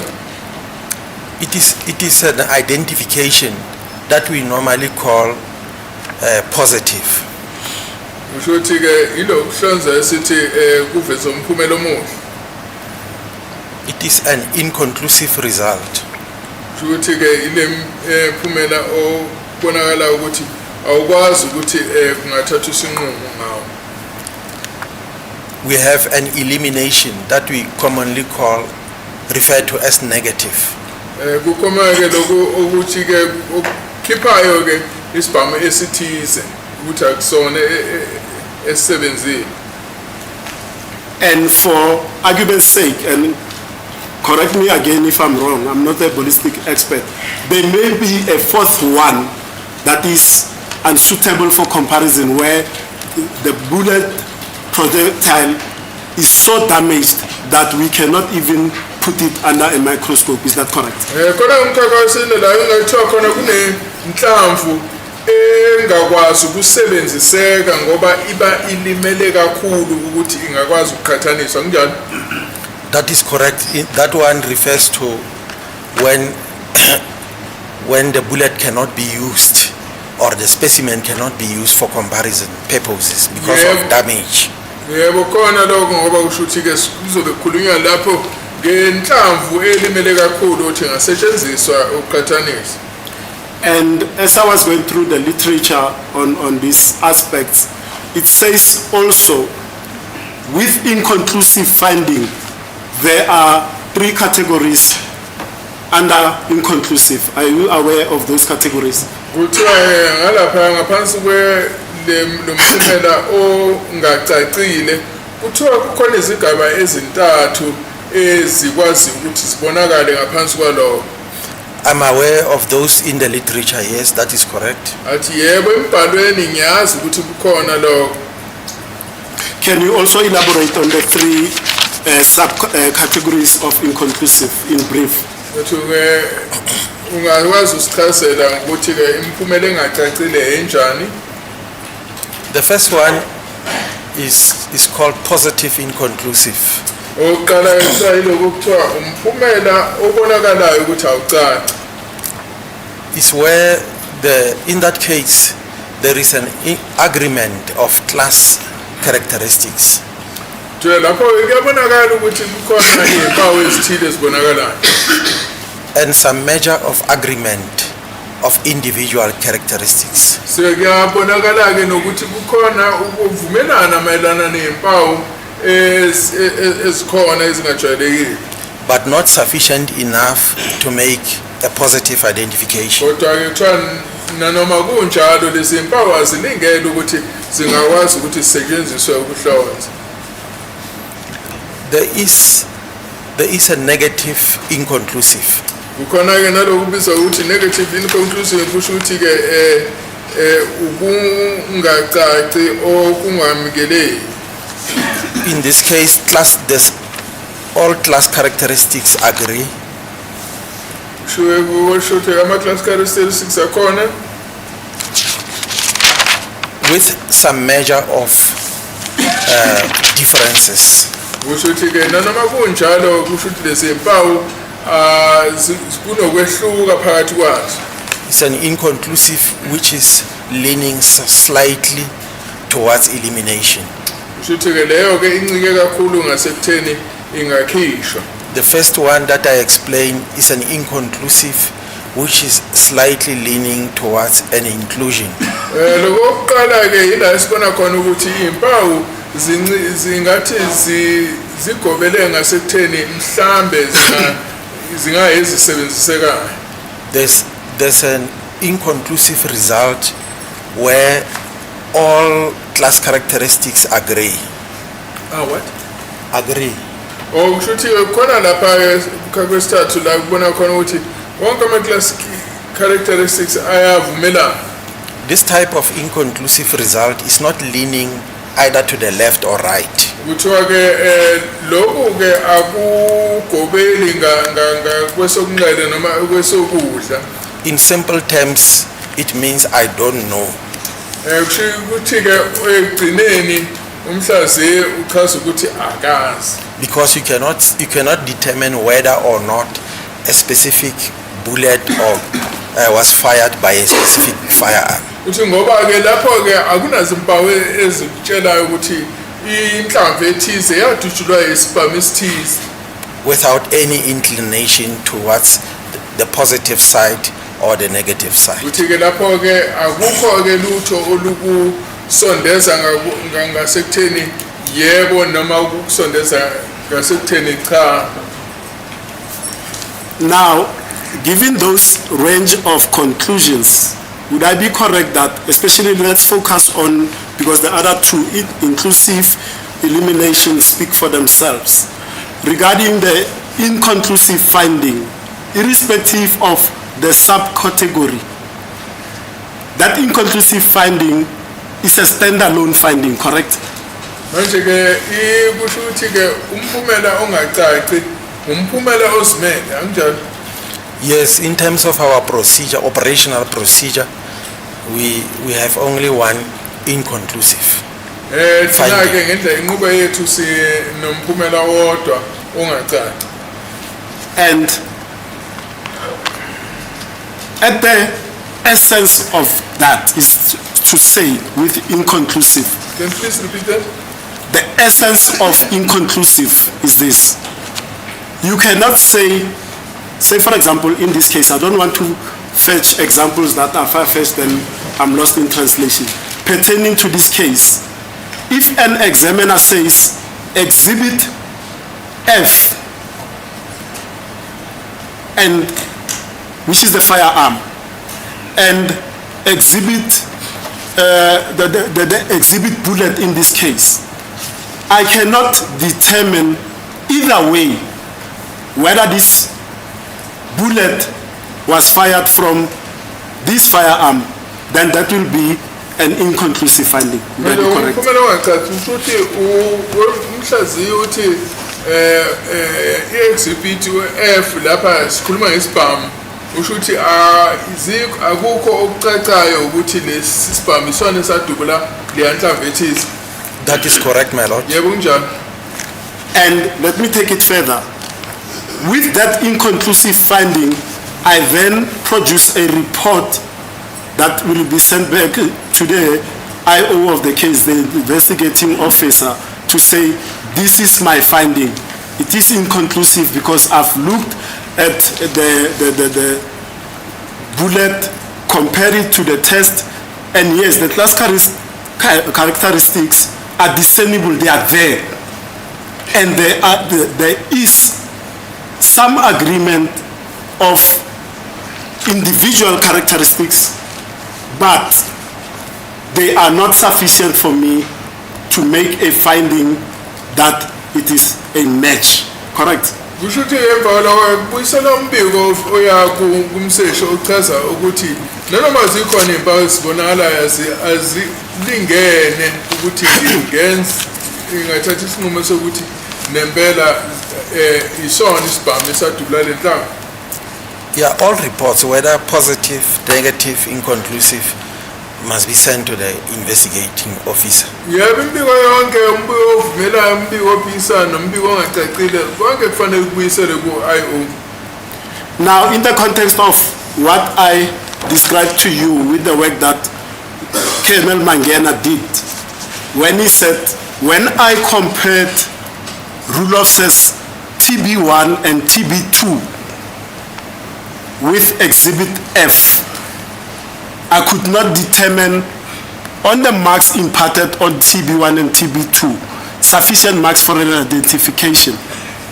By procedure and what you've just explained now, he was supposed to make a report of that inconclusive finding, correct? Akushayo ukuthi uRulef sehlolile wathola ukuthi ke azikho impawu ezilingene zokuthi angathatha isinqumo ngoba kungacaci kahle umphumela wabo kufanele abhale umbiko ophindisela ku IO ochaza ukuthi umphumela ucacile anginjani. Sorry? To whom? I say Mangena, my lord. I'm not saying the rule of say. Mangena? Yes. Oh, I thought- Mangena says I made a comparison between TB1 Okay, fine. and TB2 with Exhibit F. Yeah. I didn't say rule of say fine, because okay. rule of say only did the test fires. Okay. I think this is an oversimplification of the matter. Yes. It does not operate like that. Indlela obeke ngayo ubeke kwabalula kakhulu kodwa akusebenzi ngaleyo ndlela. Analysts are trained. That is why the training is specific and is specialized. Baqeqeshiwe ke laba abahlaziyi yikho nje umsebenzi wokubaqeqesha ufanele ube uqonde entweni ethize. They are trained to be able to discern or identify specific features on specimen under examination. Bafanele bakwazi ukuthi bahlaziye babone impawu ezithize uma behlola. And make certain conclusions or decisions based on what they see. Bakwazi futhi nokuthatha izinqumo kuloko abakubhekile. If an expert, I mean to say an analyst, examine a specimen, Uma ke kukhona ohlaziyayo ebheka into ethize and he realizes that on this specimen there is a problem of transferability. manje yabona ukuthi kule specimen asisiphethe kukhona ke ungamdluliseki kwempawu Or reproducibility. noma ke ukuthi zingabuyiseleki izimpawu kaningi. The analyst is entitled to fire additional tests. Manje kumhlaziyi uyavunyelwa ukuthi angadubula ke ezinye inhlamvu. As the features on the specimen he has observed under the microscope has revealed to him that this is a possible firearm. Manje kuma ukuthi ke ugcine ebonile ukuthi ke kungenzeka ukuthi sona lesi sibhamu uma eloke ebhekile ngapha ehlola lama specimen awaphela. He will be able to identify, for example, in this case, as it has been from the information that has been supplied to me now, that Mangena examined the full metal jacket tests, actually compared them with the exhibit bullet. Njengoba sekushiwo ke ukuthi uma ngewathatha izinhlamvu zama-full metal jacket wazikhathanisa nenhlamvu i-exhibit bullet which is of a CMJ type. uhlobo lwe-CMJ. He is entitled to fire additional tests Uvunyelwa ukuthi angadubula amanye ama-test which are as close as possible to the exhibit. cishe mhlawumbe asondele kakhulu ekufananeni ne-exhibition bullet In form and in composition. ngendlela eyakhwe ngayo futhi ke nokuthi yakhwe nganhloboni yensimbi. That is what a responsible examiner will do. Kusho ukuthi ke yilokhu okufanele kwenziwe umhloli owazi umsebenzi wakhe. So he was within the parameters of the standing operating procedure. Cha yena kusho ukuthi wayesebenza ngale nqubo le ekusetshenziswa ngayo. As I've already explained before, that it allows additional test fires to be made. Njengoba sengishilo ke uvunyelwa ukuthi angadubula ezinye inhlamvu. It only sets the minimum, but it does not set the maximum. Kusho ukuthi iyabekisa ukuthi kufanele kudutshulwe inhlamvu ezingakanani ekuqaleni kodwa ayisho ukuthi ke uma usudubule lezo ngaphezulu ke unqunyela ukuthi usungenza ungadubule ezingakanani. For the known reason of transferability. Ukuze ke kwazi ukubonakala ukuthi ziyadluliseka eney'mpawu. Now, at least I'm no longer shouting because my voice was way there with this aircon. Now that I can think clearly, Mangena says, sorry, Colonel Mangena says, I fired additional test fires 3 to 10, TB 3 to 10, because, yes, one of the reasons is that I'm looking for the CMJs because the exhibit bullet is CMJ. Uthe kumangena wayephokelela ukuthi adubule ezinye mhlawumbe number 3 ukuyofika ku10 ngoba ke wayefuna ukuthi athole impawu kulelo hlobo le-CMJ. But the second reason is that the nature of the firearm itself, the barrel is worn out, so the impartation or reproducibility of marks is not consistent. Manje uthi-ke futhi-ke okunye ukuthi-ke lesi sibhamu sasesigugile okudluliseka kwezimpawu kwakungacacile kahle. I hear that. Ngiyakuzwa lo. And I'm not sure how your standards operate. You'll clear it because I'm going to throw these questions for clarification purposes regarding your peer review. When you are given a case to peer review, does he also tell you information like part of the reason is that the bullet, the barrel was worn out, for example, that's why I did not have sufficient marks, or he just gives you, it's a blind peer review, you are not told anything. Manje uma unikeza umsebenzi ukuthi ubukezwe uyatshalwa yini ukuthi ngibe nenkinga yokubona ukuthi umbhobho wesibhamu ngathi usugugile noma unikwe nje ukuthi wena uzosibonela ngale ndlela ozohlaziya ngayo. He didn't give me the details of the case. Cha ngasanga nginike imininingwane ngaleli icala. I'm not referring to the merits of the case. I'm referring specifically to a ballistic tool mark that he used. Did he tell you that the barrel was worn out through wear and tear? Angisakhulumi-ke ngecala, ngikhuluma nje ngumbhobho wesibhamu ukuthi wakutshela yena ukuthi ogugile. He never gave me such information. Okay. Cha lolu lwazi azange nginike lona.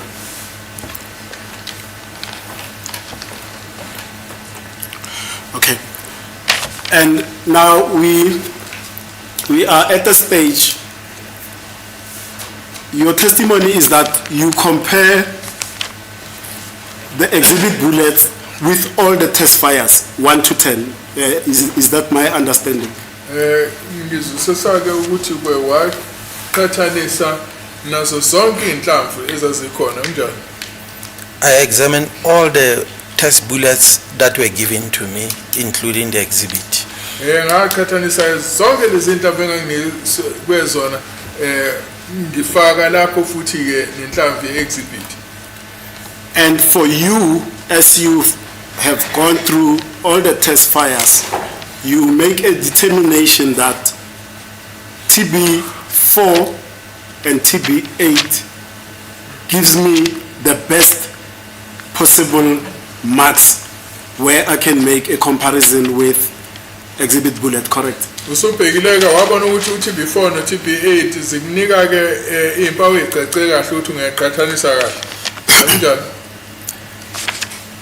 Yeah, it was just a quick run through all the tests. Ya ngagijima nje ekubukeni zonke lezi inhlamvu. And eventually I decided to use TB4 and TB8 for thorough analysis. Ngase ngikhetha-ke ukuthi ngizosebenzisa uTB4 noTB8 ukuze ngenze-ke ukuhlaziya okujulile. Okay. When you say you made a quick run through all of them, then you preferred 4 and 8. What does that quick run entail? TB 3, 5, 6, 7, 9, 10. What does that entail? It was Manje-ke kusho ukuthini-ke ukuthi wagijima phezulu nje ukubukeni kwakho lezi inhlamvu kusho ukuthi wenzani? It was just to familiarize myself with the general appearance of the marks Angifuna nje ukubona nje ukuthi impawu zinjani kulezi inhlamvu. and the system of rifling on the test. Nokuthi ke kwakusetshenziswa luphi uhlobo le-rifling kule test. And at the time you were given this, the Colonel Mangena tell you that I have made an inclusion that is a positive match. Let's start there. Did he tell you that he made a positive match? Bese kutshelini wakutshela yini uKenan Mangena ukuthi yakhona ngabona ukuthi impela mangiqhathanisa khona umphelomelo omuhle ngiwutholile. No, he did not tell me that. Cha zange angitshele lokho. Now you make your comparison focusing now on TB4 and 8. Manje umsebenzi wakho ukuqhathanisa wawuqonde ngqo ku TB4 no TB8. A thorough comparison, yes. Yebo ngisho ukuthi uqhathanisa okujulile ngakwenza lapha. Now, if I understood your evidence in chief yesterday, you started first by, and correct me if I'm wrong, with the methodology or the methods that you used, that you described yesterday, which are pattern matching and consecutive matching trial, CMS, right? That is correct. But when I izoluthe indlela osebenzise pattern matching ne consecutive can you give me the name of the second? Consecutive matching striations. Le kuthiwa consecutive matching strike. Right? And from the charts that you prepared, I'm not going to take you through all the charts. From the charts that you prepared, TB8, as I understand the charts, you use the line counting method, which is CMS, correct? Kusho ukuthi lapha ku-TB8 wasebenzise indlela yokubala imigqa ekuthiwa CMS akunjalo. Just to be very clear, yes, on the approach, yeah, or the methods, yes, that I followed. I followed the pattern matching method. Yes. Yes. Yeah, indlela ke engayisebenzisa lapha ngisebenzisa i-pattern matching method. With the pattern matching method, you are also able to identify both the striations and the impression marks. Manje ke lapha ke ku-pattern matching method kusho ukuthi ke ila ukwazi ukubheka ukuthi kunemigqa yini and futhi kuneyigodi yini khona lapha. As I've already indicated that the two methods are not they are not mutually exclusive, or they are not in opposition to each other. Kulezi indlela zombili njengoba bese ngishilo azilwisani.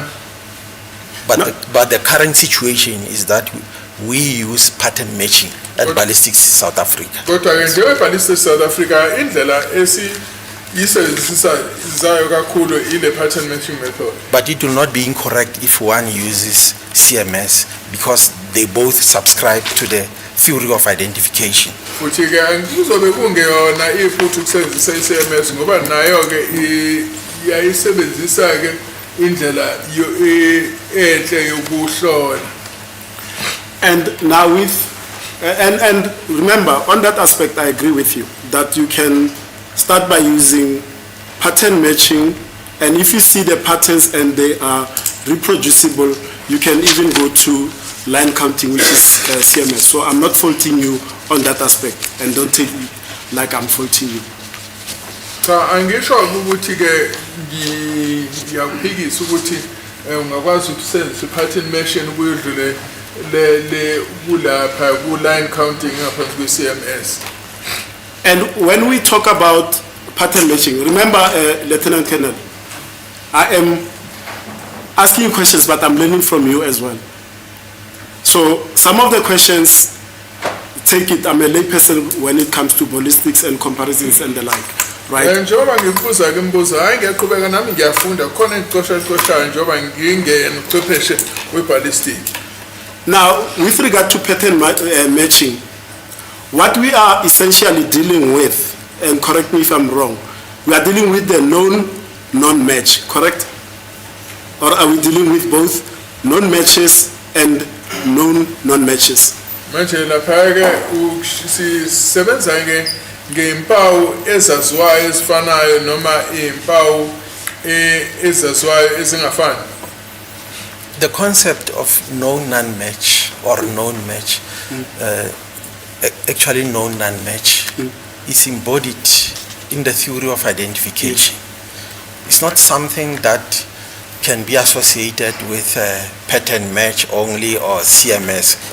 It comes from the theory of identification, where both people from CMS and pattern match subscribe to. Manje uma sibheka lapha impawu ezaziwayo ukuthi azifani akusho ukuthi ke kukhona umehluko phakathi kwalaba abathanda ipattern machine ne CMS. Zombili lezi zisebenzisa indlela ezinhle zokuqhathanisa. Now, for the sake of my understanding, I've gone through some literature, I've consulted with our expert, Mr. Peterson. And this concept of known non-match still beats me. Can you thresh it out for me so that I understand and then maybe we can move on to other things? Awungichazeleke nge-known non-match okusho ukuthi ke kungafanani okwaziyo ukubonakalayo okwaziwayo. Known non-match is when the examiner compares two tool marks. Kusho ukuthi ke lapha umhlaziyo uqhathanisa ke izimpawu ezishiwa amathuluzi ezimbili. That he knows that were produced by two different tools. Yila azikhona ukuthi ke lezi mpawu lezi zashiwa amathuluzi amabili ahlukene. Those tools can be firearms or anything. Noma ngabe kuyisibhamu noma okunye. And he deliberately compares them with each other. Lapho ke kusho ukuthi ke uyaziqhathanisa zombili. With the aim of seeking similarities which may exist between them. Ukuzama ukuthola ukuthi ngabe kukhona yini ukufanana okungabe kukhona phakathi kwazo. This is what known non-match is based on. Ilokho ke known non-match ezize kubona. It is because even in marks produced by two different tools, Ingoba kuyenzeka ukuthi ke uma kukhona impawu ezishiwe amathuluzi amabili ahlukene. there might be a very small degree of correspondence Kungabe kukhona ke kufanana okuncane okungaba khona between those two marks, phakathi kwalezo impawu. but the degree of similarity must outweigh those differences. Manje ke ukufanana ke kufanele kube sezingeni elikhulu kakhulu kunokwehlukana. Actually, I want to say, in tool marks that were produced by the same firearm, Cha engishoyo ukuthi ke impawu ezishiwe isibhamu esisodwa. the degree of correspondence will outweigh the differences. Kusho ukuthi ke ukufanana kuzoba ngaphezulu kakhulu kunokwehlukana. And in tool marks that were produced, that are known to have been produced by two different tools, Manje ke impawu ezishiwe amathuluzi amabili ehlukile. that similarity that exists in them when they are compared with each other Kusho ukuthi ke ukufanana ke okungatholakala lapho uma uqhathaniswa. will be outweighed by far by the differences that exist. Kusho ukuthi ke lokho kufanana kuzobe kukuncane kakhulu makuqhathaniswa nokwehlukana. So the concept of known non-match, as it is coming directly from the FT theory of identification, Manje ke lo mbono lona kuthiwa i-known non-match njobe ivela kwa-AFTE. it says for sufficient agreement to be attained, Kuthiwa ke ukuze kube nokuvumelana okulingene. the similarities that exist Kufanana ke okukhona lapha must exceed the similarities that are found in the best known non-match. kusho ukuthi kufanele ibe miningi ngaphezulu kakhulu kunokufanana okutholakala empawini ezivela ezibhamini ezihlukile lokuthiwa i-known non-match. In simple terms, a known non-match is actually a false positive. Kuthiwa ke uma sikhuluma nge-known non-match kuthiwa ke into ke ebonakala sengathi yiyo kodwa engelona iqiniso. If I'm just putting it in simple terms, the marks appear to be similar to create an impression as if the two marks are having a common origin. Kusho ukuthi lezi impawu lezi ziba nendawo la ezicishe kube sengathi ziyefana ukuze senze ukuthi umuntu ke ongabhekisisile acabanga ukuthi kukhona ukufanana okukhona. Although it is not the case. Nanoma ke kungenjalo. When the whole exhibit is examined around its whole circumference. Manje kuma sesifubheka indingilizi yonke ke ya lenhlamvu isihlolo, that those agreements will actually show that they are in the minority. Manje kuzobonakala ukuthi izimpawu lezi ezinokuba sengathi ziyafanana zincane kakhulu. So that is what best known non-match means. Yiyona ke into ezamachaswa yiloku okuthiwa i-known non-match. In the AFT theory of identification, the word best known non-match is not used. Yes. Lapha ku-AFT uma kuqhathaniswa lento ka-known non-match ayisetshenziswa. But there are words which, or the phrase which is an equivalent of that word. Khona ke indlela kubekiswa ngayo amagama acishe kuba acishe afane nalowo.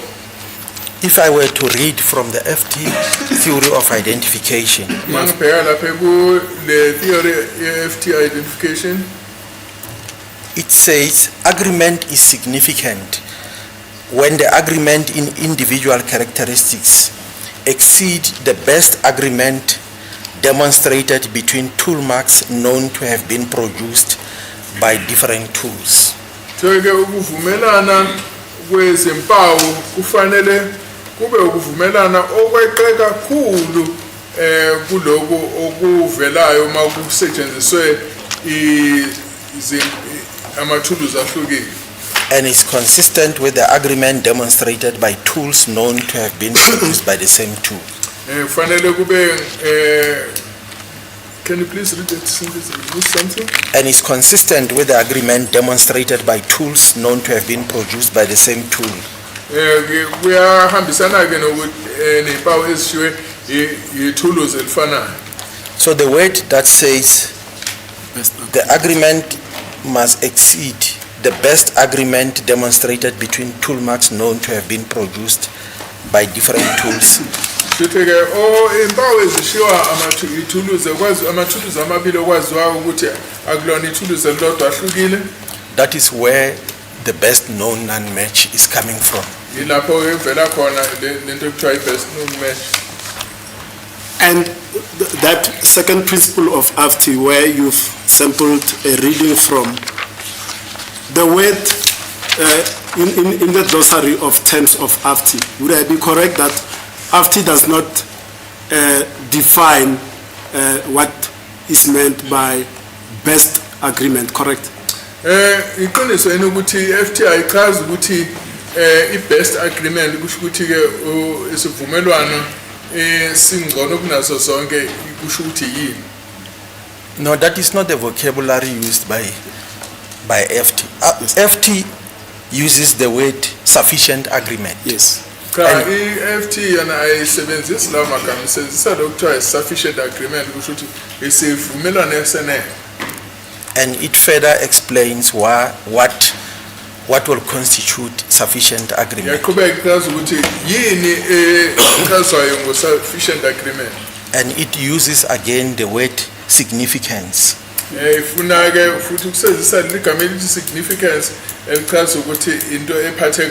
Which means significant agreement. And it explains it explains how significant agreement is reached. Uyichaza ukuthi ufinyelela kanjani ke sivumeleni esiphathekayo. And that is exactly my point. That is, AFTI gives this second principle of theory of identification, yet sufficient agreement which they rely on as a standard that you reach to make a match, an agreement, is not defined. And they say in order for that, there must be a best agreement, the one that you've just quoted. And they also go and qualify with other words. But my point is this. The criticism that has been leveled with the second principle is they use the word that it's secular, it's secretious. Secretious meaning we are going round and round in circles. Have you read literature that says the same thing? FTE ikhuluma nge-sufficient agreement okusho-ke isivumelwane esilingene, kodwa-ke iyehlulekile ukuthi ichaze ukuthi yini-ke lesi sivumelwane esilingene. Ikhuluma ngesivumelwane esingcono kunaso sonke, kodwa-ke ekuchazeni kwabo balokhu bejika-jika entweni eyodwa uma belokhu bechaza into abazama ukuyiveza. What I can say is that FT has never given any statistical method. Currently, we don't use any statistics to demonstrate to demonstrate sufficiency. FT kusetshenziswa statistic kusho ukuthi kasikho statistic esetshenziswayo ukuthi kuchazwe ukuthi isufficiency kusho ukuthi ke ukulinganela kukhulunywa ngani. It only uses the word sufficient agreement. I agree with you. I agree with you, Lieutenant Colonel. Ukuthi isilingane isivumelwane esilingene. And that compels the examiner, yes, when he's viewing the tool marks, yes, under the microscope. Yes.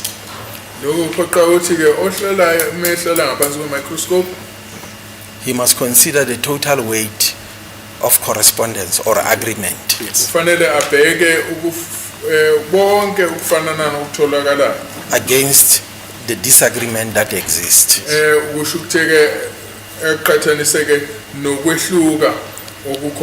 But we have not yet arrived at a point where we can demonstrate that statistically.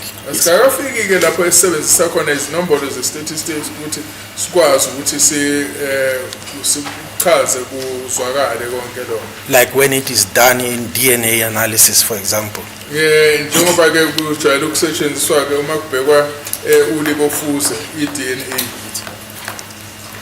Now, I'm just going to read here because I said I want to thresh out this concept of best known match so that when I live here, I understand it properly.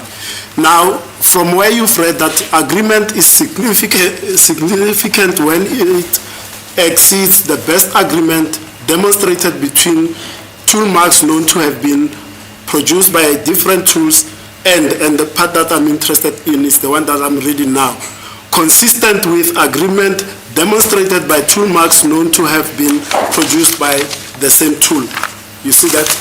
I see it. Now that and it's taken with the third principle of theory of identification, which I may also read quickly because I want to combine my question between these two principles. Okay, so you're leaving me behind. Oh, sorry, Mr. Ngoba.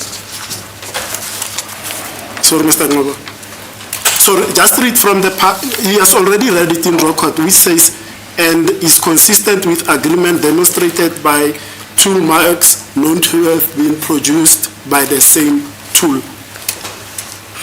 Kuthoke statement esikhuluma ngokuvumelana okulingene sichaza ukuthi ke kukhona lokho phakathi kwempawu ezimbili uchaza ukuthi kufanele kube nokuvumelana kwezimpawu ezitholakala entweni eyodwa uma ukuthi ke ubuningi ke balezi impawu lezi zingakwazi ukuthi ziholele ekutheni esinye isibhamu singabe sisetshenzisiwe ukuthi sishiye lezo impawu and futhi ke lokho ke kuyinto ekude kakhulu ukuthi ingamukeleka njengengasetshenziswa. And I'm saying that I want to pose a question to you, but it's also related to this statement you've read and the third principle of theory of identification, which reads, currently the interpretation of individualization or identification is subjective in nature, founded on scientific principles and based on the examiner's training and experience. Right? Lana ukubuka izimpawu lokubusa ncike kakhulu ekutheni umuntu uqeqeshwe kangakanani.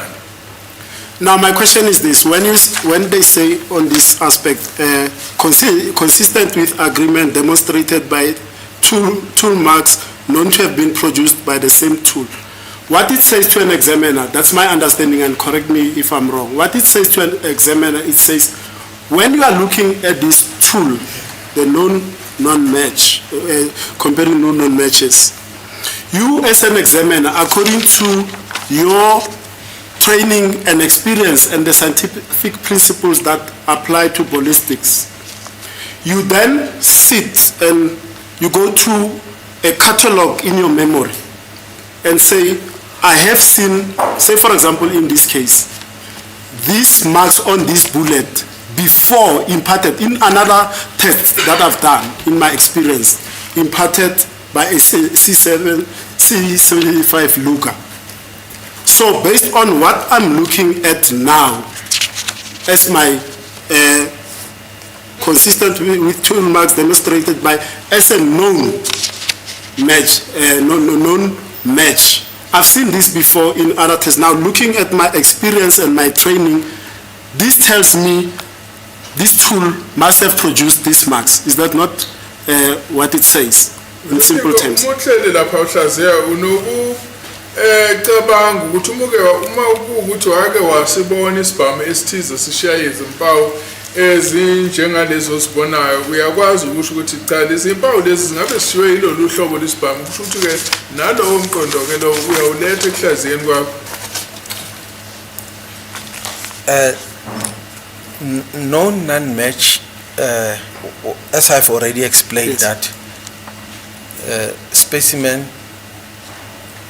I mean to say tool marks, yes, known to have been produced by different tools are microscopically compared with each other. Kusho ukuthi ke impawu ezishiwe ezibhamu ekwaziwayo ukuthi zehlukene, kodwa ke lezi impawu lezi ziyahlolwa ngaphansi kwe-microscope ziqhathaniswe. So as the examiner has been doing that throughout his career, Kusho ukuthi ke njengoba elokhu eqhubeka ke umhlaziyi emsebenzini wakhe wokuhlaziya, he's able to have a picture of what of the extent of that agreement.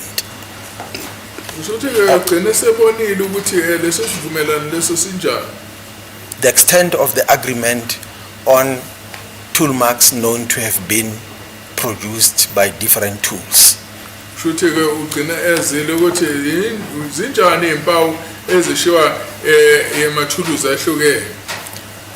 That will happen from time to time and throughout his career.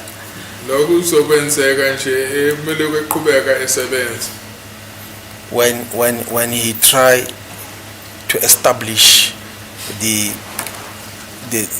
best known non-match.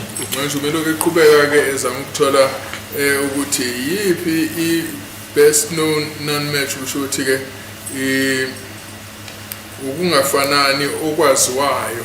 so he will eventually know that even though there's some agreement, some element of agreement between tool marks known to have been produced by different tools,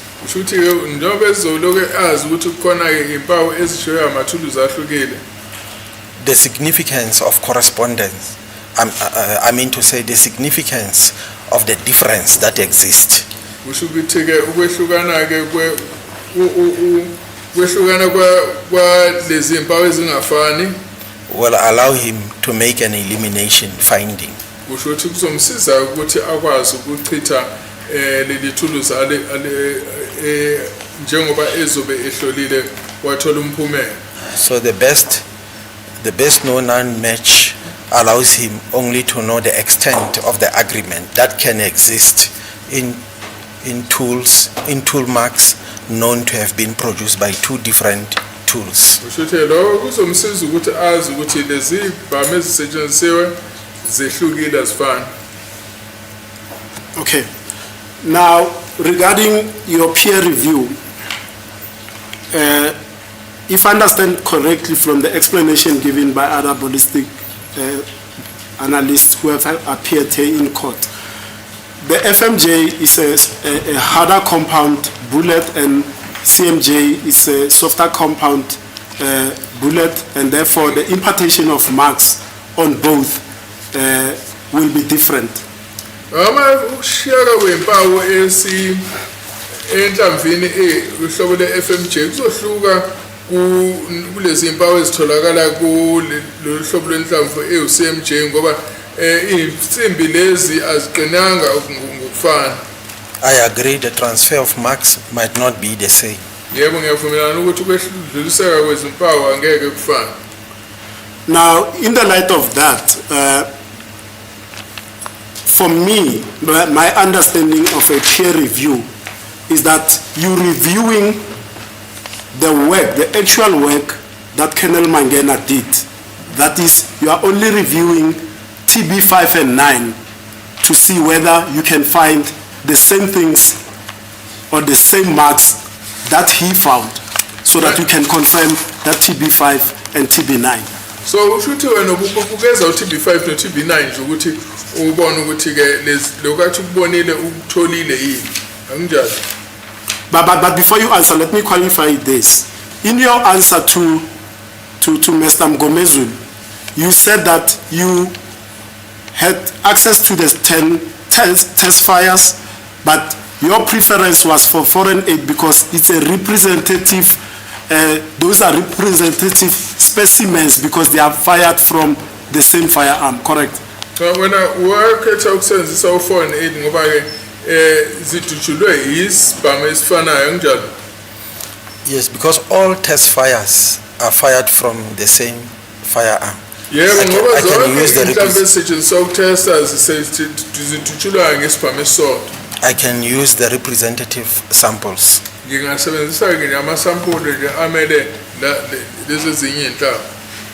My Lord, through the corner of my eye, when I was asking the question, I saw my Lord shaking his head. I'm not sure whether he was agreeing or disagreeing. You're saying he's basically choosing 4 and 8 to the exclusion of the other fired bullets, when his evidence is that he tested all, under the microscope, all the fired bullets by Mangena. Is that not so, sir? That is correct, my Lord. That's how I understand English. No, that was not even my question. And now you say he prefers. No, that was not even my question. I say a peer review, and I'm going to repeat it without fear, favor, prejudice. A peer review, when somebody says peer review this for me, he's actually referring to the actual work that he has done. In this instance, Mangena confirmed positive matches on 5 and 9. And my question to you, go on. Uma kuthiwa peer review kusho ukuthi kubukeza umuntu naye onalolu lwazi olufana nayo nolwakho. Methi ufuna uyobukeza lo msebenzi lo owenze kusho ukuthi hamba uyohlola ukuthi ngempela lokho akutholile kuyafanana yini. So the basis of my question is this, and you may disagree, is that my understanding was that he will give you TB5 and 9 for you to say, here,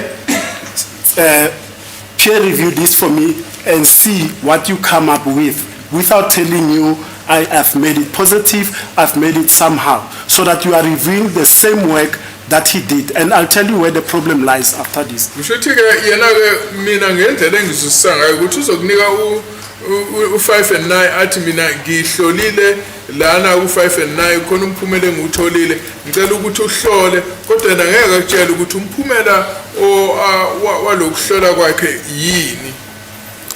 We must first agree that all those tests were fired in a single firearm. Yes. Bayisizwana ukuthi zonke lawo ma-test bullet ayedishule isitampa mesod.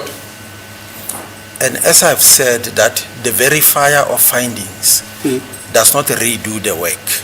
Njengoba sengishilo ke ozobukeza umsebenzi akaqaleli phansi wenza umsebenzi. The verifier of findings can take any test, or all of them, or anyone. Manje ke lo obuyezayo angathatha nanoma yipi i-test noma athathe akhethe ukuthi uzothatha mangaki. Because all of them were fired in a single firearm. Ngoba ke wonke zonke lezi inhlamvu zasidujule isibhamu esodwa. It's not a case where we can say TB4 is coming from firearm A, TB8 is coming from firearm B. Akusho ukuthi uTB4 mhlambe uvela esibhemini sokuqala noma uTB5 uvela esibhemini sesibili. All those samples have a common origin. Zonke ke lezi inhlamvu zivela esibhemini esodwa. That is why I'm using the word representative. Yikho ke ngikhuluma lo ukuthi ke emele. TB4 represent the rest of them. All of them. uTB4 umele zonke lezi inhlamvu. And so with TB8. Nakanjalo no TB8. And so with TB5. Nakanjalo no TB5. And so with TB9. Nakanjalo no TB9. Because all of them were fired by the same firearm. Ngoba zonke lezi inhlamvu zadutshulwa isibhamu esodwa. And it is known because they were fired as tests. Ngoba kuyaziwa futhi ukuthi zadutshulwa ngoba zasidutshulwa isibhamu esodwa makuhlolwa. 100% on the same page with you. Hundreds, I'm not faulting you anyhow. Now the dilemma, and maybe you may unravel it, we may find that it's not a dilemma. Colonel Mangena says TB8 is an FMJ. Ukhona mangena ukuthi TB8 u-FMJ. And previously in his comparison, he had made that inconclusive. Ngaphambilini uthe umehlola wabona sengathi akukho umphumela ocacayo. And now you come, you do your own independent peer review, then the very same FMJ that Mangena says he couldn't make it, and he made it inconclusive. You make it an inclusion. Manje wena ke uthe umusufika kwathatha lezi zinye inhlamvu yena lazibone sengathi azicacile wazibona wena wasenza inhlamvu esifanele sifakwe ngaphakathi. What I can say is that when bullets are fired from the firearm, the material of those bullets also play a role. Engifuna ukusho ukuthi makukhona inhlamvu ezidutshulwayo kusho ukuthi ke lensimbi esetshenziswe ukwakha leyo nhlamvu nakhona kunomthelela. As some materials are harder than others. Ngoba ekukhona ke insimbi eziqinile kunezinye or softer than others. Noma ezihambile kunezinye.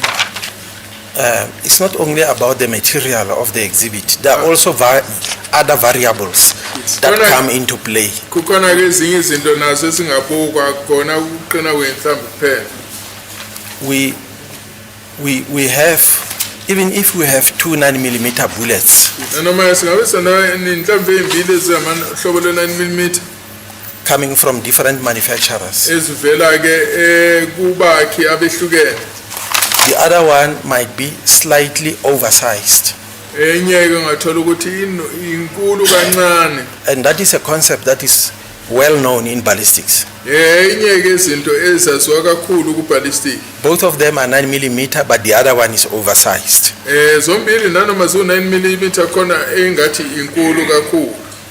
but in terms of micromillimeters. Lapho ke ubukhulu lobu bukhuluma ngama micromillimeters kusho ukuthi kuhlolwa lapha kukalwa ngama micromillimeters kusho ukuthi isilinganiso singaphansi kakhulu ku millimeter. You may find another bullet which is undersized. Singathola ukuthi lapho khona nenhlamvu encanyana. But it is also called 9 millimeter because it falls within the specifications. Nayo ke ingabizwa ngokuthi 9 millimeter ngoba egcineni iwela ngaphansi kwesilinganiso se9 millimeter. As the specifications range from the minimum to the maximum. Ngoba ke uma kuchazwa ke ukuthi izipho ezifakwayo ngaphakathi kukhona ezincane kuleso silinganiselo ebese kuba nezinkulu. So when the bullet is between that, it's still a 9 millimeter. So uthi ke inhlamvu kumi phakathi kwaleso silinganiso uyithathwa ngokuthi 9 millimeter. The other variable could be the wear and tear on the barrel interior. Okunye ke ukuthi ukuguga ke kwangaphakathi kwembhobho isibhamu. Or sometimes just the nature of the design of rifling. Mhlambe ke sithi ke nje indlela ke kwenziwe ngayo le msele ngaphakathi kwesibhamu. So those variables will affect or will have an influence on the transfer of marks from the interior of the barrel to the bullet itself. Lokho kuzoba nomthelela ekutheni ke impawu sidluliseka kanjani kusuka esibhamini kuya kulezi inhlamvu ezidutshulwa leso sibhamu. That is why the examiner is allowed to fire several tests. Yikho ke umhlaziyi evunyelwa ukuthi angadubula inhlamvu eziningana. If bullet 1 did not pick did not get a sufficient transfer of marks, Uma inhlamvu yokuqala ingakutholanga impawu ezidluliselwe kuyona and bullet number 10 received sufficient transfer, manje uma usubheka ke inhlamvu number 10 wathola ukuthi yona inempawu ezilingene, we cannot write a report, 2 reports, angeke sikwazi ukubhala imibiko emibili and say bullet number 1 is inconclusive with the firearm. angeke sithi inhlamvu yokuqala ke usho ukuthi ke ayicaci And in another report say bullet number 10 is positive with the firearm. bese ke sithi ke inhlamvu leyo number 10 yona iyacaca. Whilst we know that bullet number 1 and bullet number 10 have a common origin. Ukuthi siyazi ukuthi inhlamvu yokuqala number 10 ziphuma entweni eyodwa. So that is the essence of firing several shots. Yikona ke ukwenza ukuthi kudutshulwe izinhlamvu eziningana. Some features which are visible on groove number 1 of test number 1 Kusho ukuthi ke khona ke impawu ezikwazi ukuthi zibonakale emseleni wokuqala kuyitest yokuqala will not be visible on groove number 1 of test number 10. ngenzeka ukuthi zingabonakali ku emseleni wokuqala kodwa ku test yeshumi. Test number 10 might have certain features on groove number 3, for example. Manje le nhlamvu yeshumi ngathola ukuthi ke emseleni wesithathu ngaba nempawu ezithize That were not transferred sufficiently to groove number 3 of test number 1. Singadlulisekanga ngendlela enhle emseleni wesithathu enhlamvini yokuqala. So the examiner is allowed to take the sample which is having the best transfer. Manje umhloli ke uyavumela ukuthi angayofuna ke inhlamvu angayisebenzisa ebonakala ukuthi impawu zidluliseke ngendlela enhle. Or alternatively, the sample that is able to see sufficiency on it. Nokuthi ke mhlambe sithi ile nhlamvu yena athe uma ibheka ubona ukuthi cha inempawu ezibonakala kahle kuyena ezicacile. Colonel, that was a mouthful. We'll continue after the long adjournment. My lord is after 1. May we take the long adjournment? Yeah, what's the time then, Mr. Maloi? After 1. It's 13:05, my lord. So we can take it 2. Yes. Okay, 2 o'clock, we're back.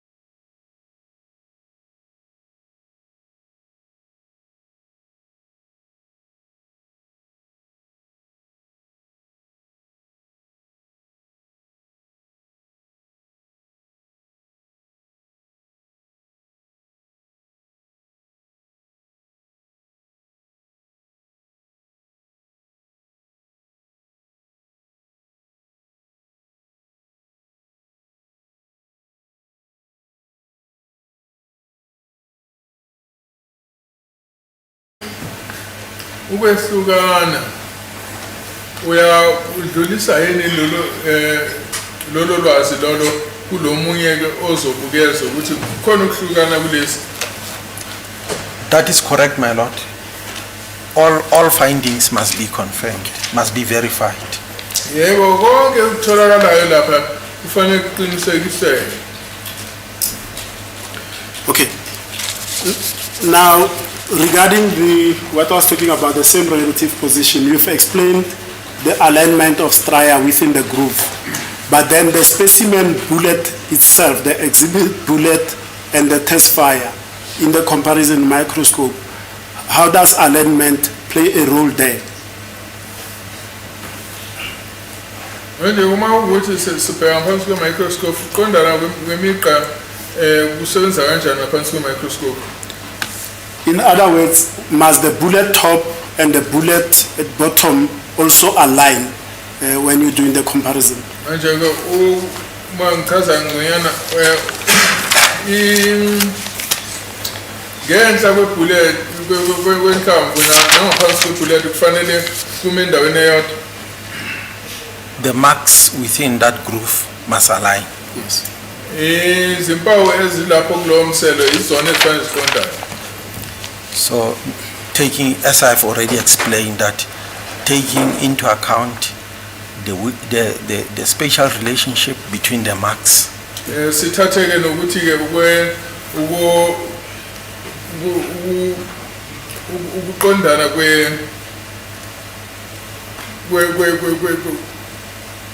kwezikhala phakathi kwalezo impawu nakhona kufanele kube nokufanana. And the general appearance of the contour surface. And ke futhi ke nokuthi ke ubuso ke ba lezo nhlamvu kunjani. And in the event of a slippage, lapho ke kunokushelela khona, the bottom of the groove can sometimes not be aligned perfectly with the bottom of another groove. Ngenza ukuthi ke enye omunye kumselo ngenzansi angeke ngenzansi kwalo mselo angeke uqondane ncinci nanomunye umselo. But that is an understandable phenomenon. Kodwa ke into eyamkelekayo le. Now, in this instance, in fact, talking about slippage marks or skid marks, did you observe any skid or slippage marks? Lana ke ubonile yini ukuthi khona izimpawu ezikhombisa ukushelela? I did observe some slippage marks. Yebo ngizibonile impawu ezikhombisa ukushelela. And from this depicted photograph, can you show us or a better picture that shows slippage? Ngasikhombisa yini lana noma khona isithombe esingizona esikhombisa lokushelela?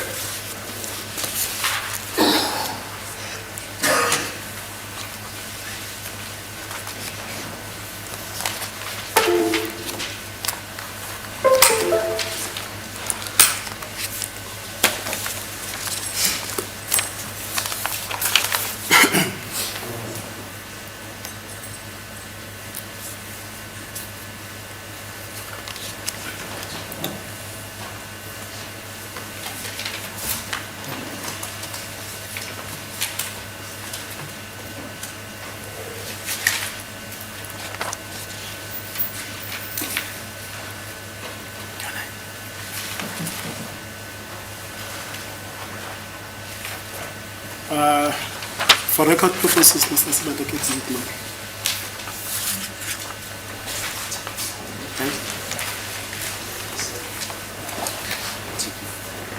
That's exhibit TB4, I'm being told by my learned colleague, for record purposes.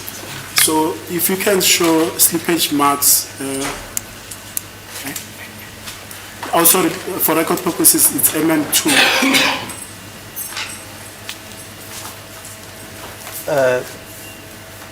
From the bottom of this groove, there's a line which is running, which is making an angle with the bottom of the groove. Lapha masibheka ngenzansi ke kwalo msele ukhona ke umugqa ongathi ube kwaba iangele na lo mugqa okhomba ukhombisa ke umngcele wangenzansi kwalo msele. This marks or this line shows slippage. Lo mugqa ke ukhombisa ukushelela. Thank you.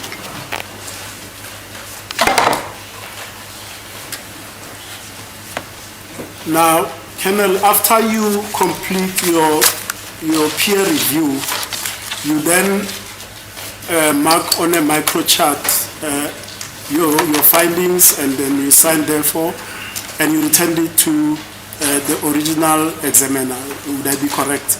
Emva ukuthi ke uqede ukubukeza uyabhala umbiko wakho usuyisa ke kulo owenza umsebenzi wokuhlola anginjalo.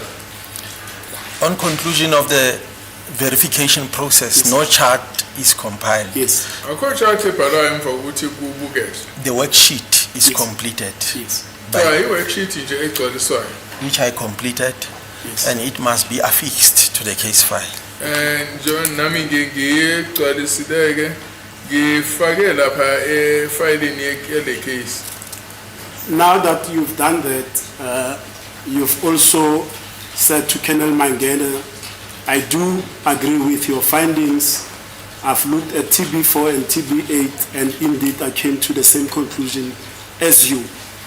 Emva kwaloko wayemtshela ke uKhona Mangena ukuthi hayi sengibhekileke ngivumelana nawe mayelana no TB4 ne TB8 njengoba uthole umbiko uthole umphumela ofana nalo utholile. Have you ever had a case where after you've done what you did, then the examiner goes to a third, fourth, second, third, fourth analyst to also peer review the same tests? Wawayibona yini into la kuthiwa khona umuntu esebukezile umsebenzi uyadluliselwa kowesithathu nowesine nowesihlanu ukuthi azobukeza. In general, what happens is the examiner sent his work to another competent examiner to verify his finding. Ngendlela ejwayelekile umuntu meqeda umsebenzi udlulisela komunye onolwazi ukuthi ayombukezela wona. When they differ in their findings, Mawuthi bayehlukana ngemphumela abayitholile. he does not simply leave that examiner and go to another examiner. Akasuki nje aye komunye ke umuntu ongahlola. The examiner who is differing with the original examiner, Manje umhloli lo uphikisana nalo umhloli oqala he must show him exactly what he has seen under the microscope. fanele amkhombise ukuthi yini la ayibonile ngaphansi kwe-microscope. So it means there must be a conversation in that regard, Manje ukusho ukuthi kufanele kube nengxoxo mayelana nalokho. because you must state why you differ with the other Chaza examiner. ukuthi yini indaba nihlukana. And in most cases, when that happens, Okwenzeka ke esikhathini esiningi it will become clear to the original examiner what he has missed, if he has missed to see something. manje uma kukhona ke akugejile ukubona lo mhlolo oqala kuzoba caca kuyena ukuthi yini ayigejile. Because verification is not the additions, it's not the addition of marks that were not there. Ngoba ke phela uma sithi ke siyabukeza akusho ukuthi sesizonezezela impawu ebezingekho. You are talking about marks which are permanently on the surface of the exhibit. Sikhuluma ke ngempawu ezohlale zikhona kulezi inhlamvu bezihlobo. If he missed to see a particular mark, maybe because of a wrong technique, the other examiner maybe adjust lighting and so on, and is able to show him. Mawuthi ke kukhona indlela ke athe umebuka ngayo wageja ke okunye ngoba mhlambe ngendlela abebeke ilambu lakhe ukuthi limkhanyisele ngenye indlela. In most cases, this will not go too far because it demands that the verifier shows the original examiner what he has seen. Ngeke kuye kude lo ngoba lo biza ke ukuthi lo bukezayo akhombiseke lo umhlolo oqala ukuthi yini la ibonile. Okay, but in this instance, like I'm saying, you have verified Colonel Mangena's findings and you have agreed with him. There's not a difference whereby now he needs to go to Fesser Felion and Tino, the other people that came. I don't know whether it was before you or after you, but he's told this court that 4 people verified his findings and amongst them it's you. Kodwa ke kulokhu ke ngoba nani ngaphikisani ngomphumela kokungena sesingeke isidingo sokuthi ke abese qhubekela phambili eyofuka uFelion noFesser noNtini. As a court please. I don't think he said they verified. I think he said they agreed with him. I think there is a big difference between the two situations. They agreed with him, but he did the verification. Are we playing linguistics now, my lord? Because I can't agree with something I didn't verify. That's argument now. What is your situation, Mr. Baloyi, according to you? He says, Mr. Baloyi said they agreed. They did not verify like the kennel here. My lord, let's pack it. My lord has made an order in terms of section 186. They'll speak for themselves.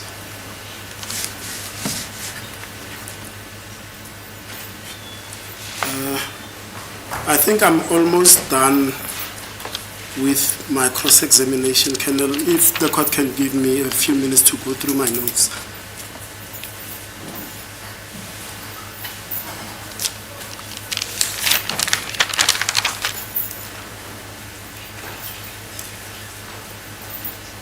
Thank you, my lord. I mean, Colonel, thank you very much. In fact, I'll tell you now, and I'm not buying your face, you were more eloquent, you were able to articulate yourself better. I learned better from you. Take that as brownie points, advanced ballistics in South Africa. Thank you very much.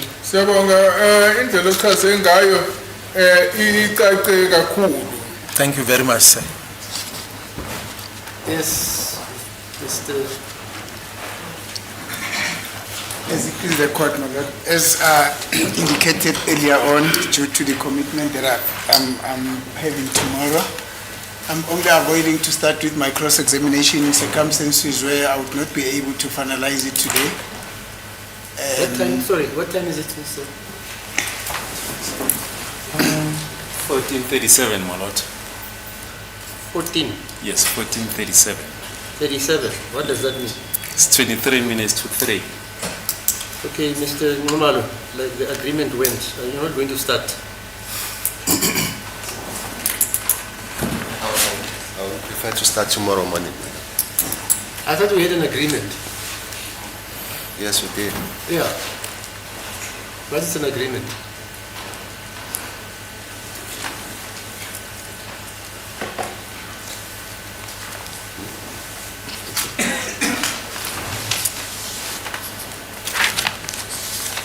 But it was a request. If you don't want to start now, fine. I can't force you. Okay. May I request that I start tomorrow morning? Thank you. Colonel, are you available tomorrow? I'm available, my lord. The whole year? That is correct, my lord. That's a matter of interest. Fine. You are from Khalishiwe. That's correct, my lord. Do you know standing Twasa? Before your time, eh? Yes, my lord. But you know Sobukwe, Robert Sobukwe? Yes, my lord. When he had an office in Khalishiwe? Yes, yes. And of course, Yvonne Mohoro, the constitutional court judge. Yes, I know. Judge Justice Mohoro. All right, yeah. Okay, so we come back tomorrow morning.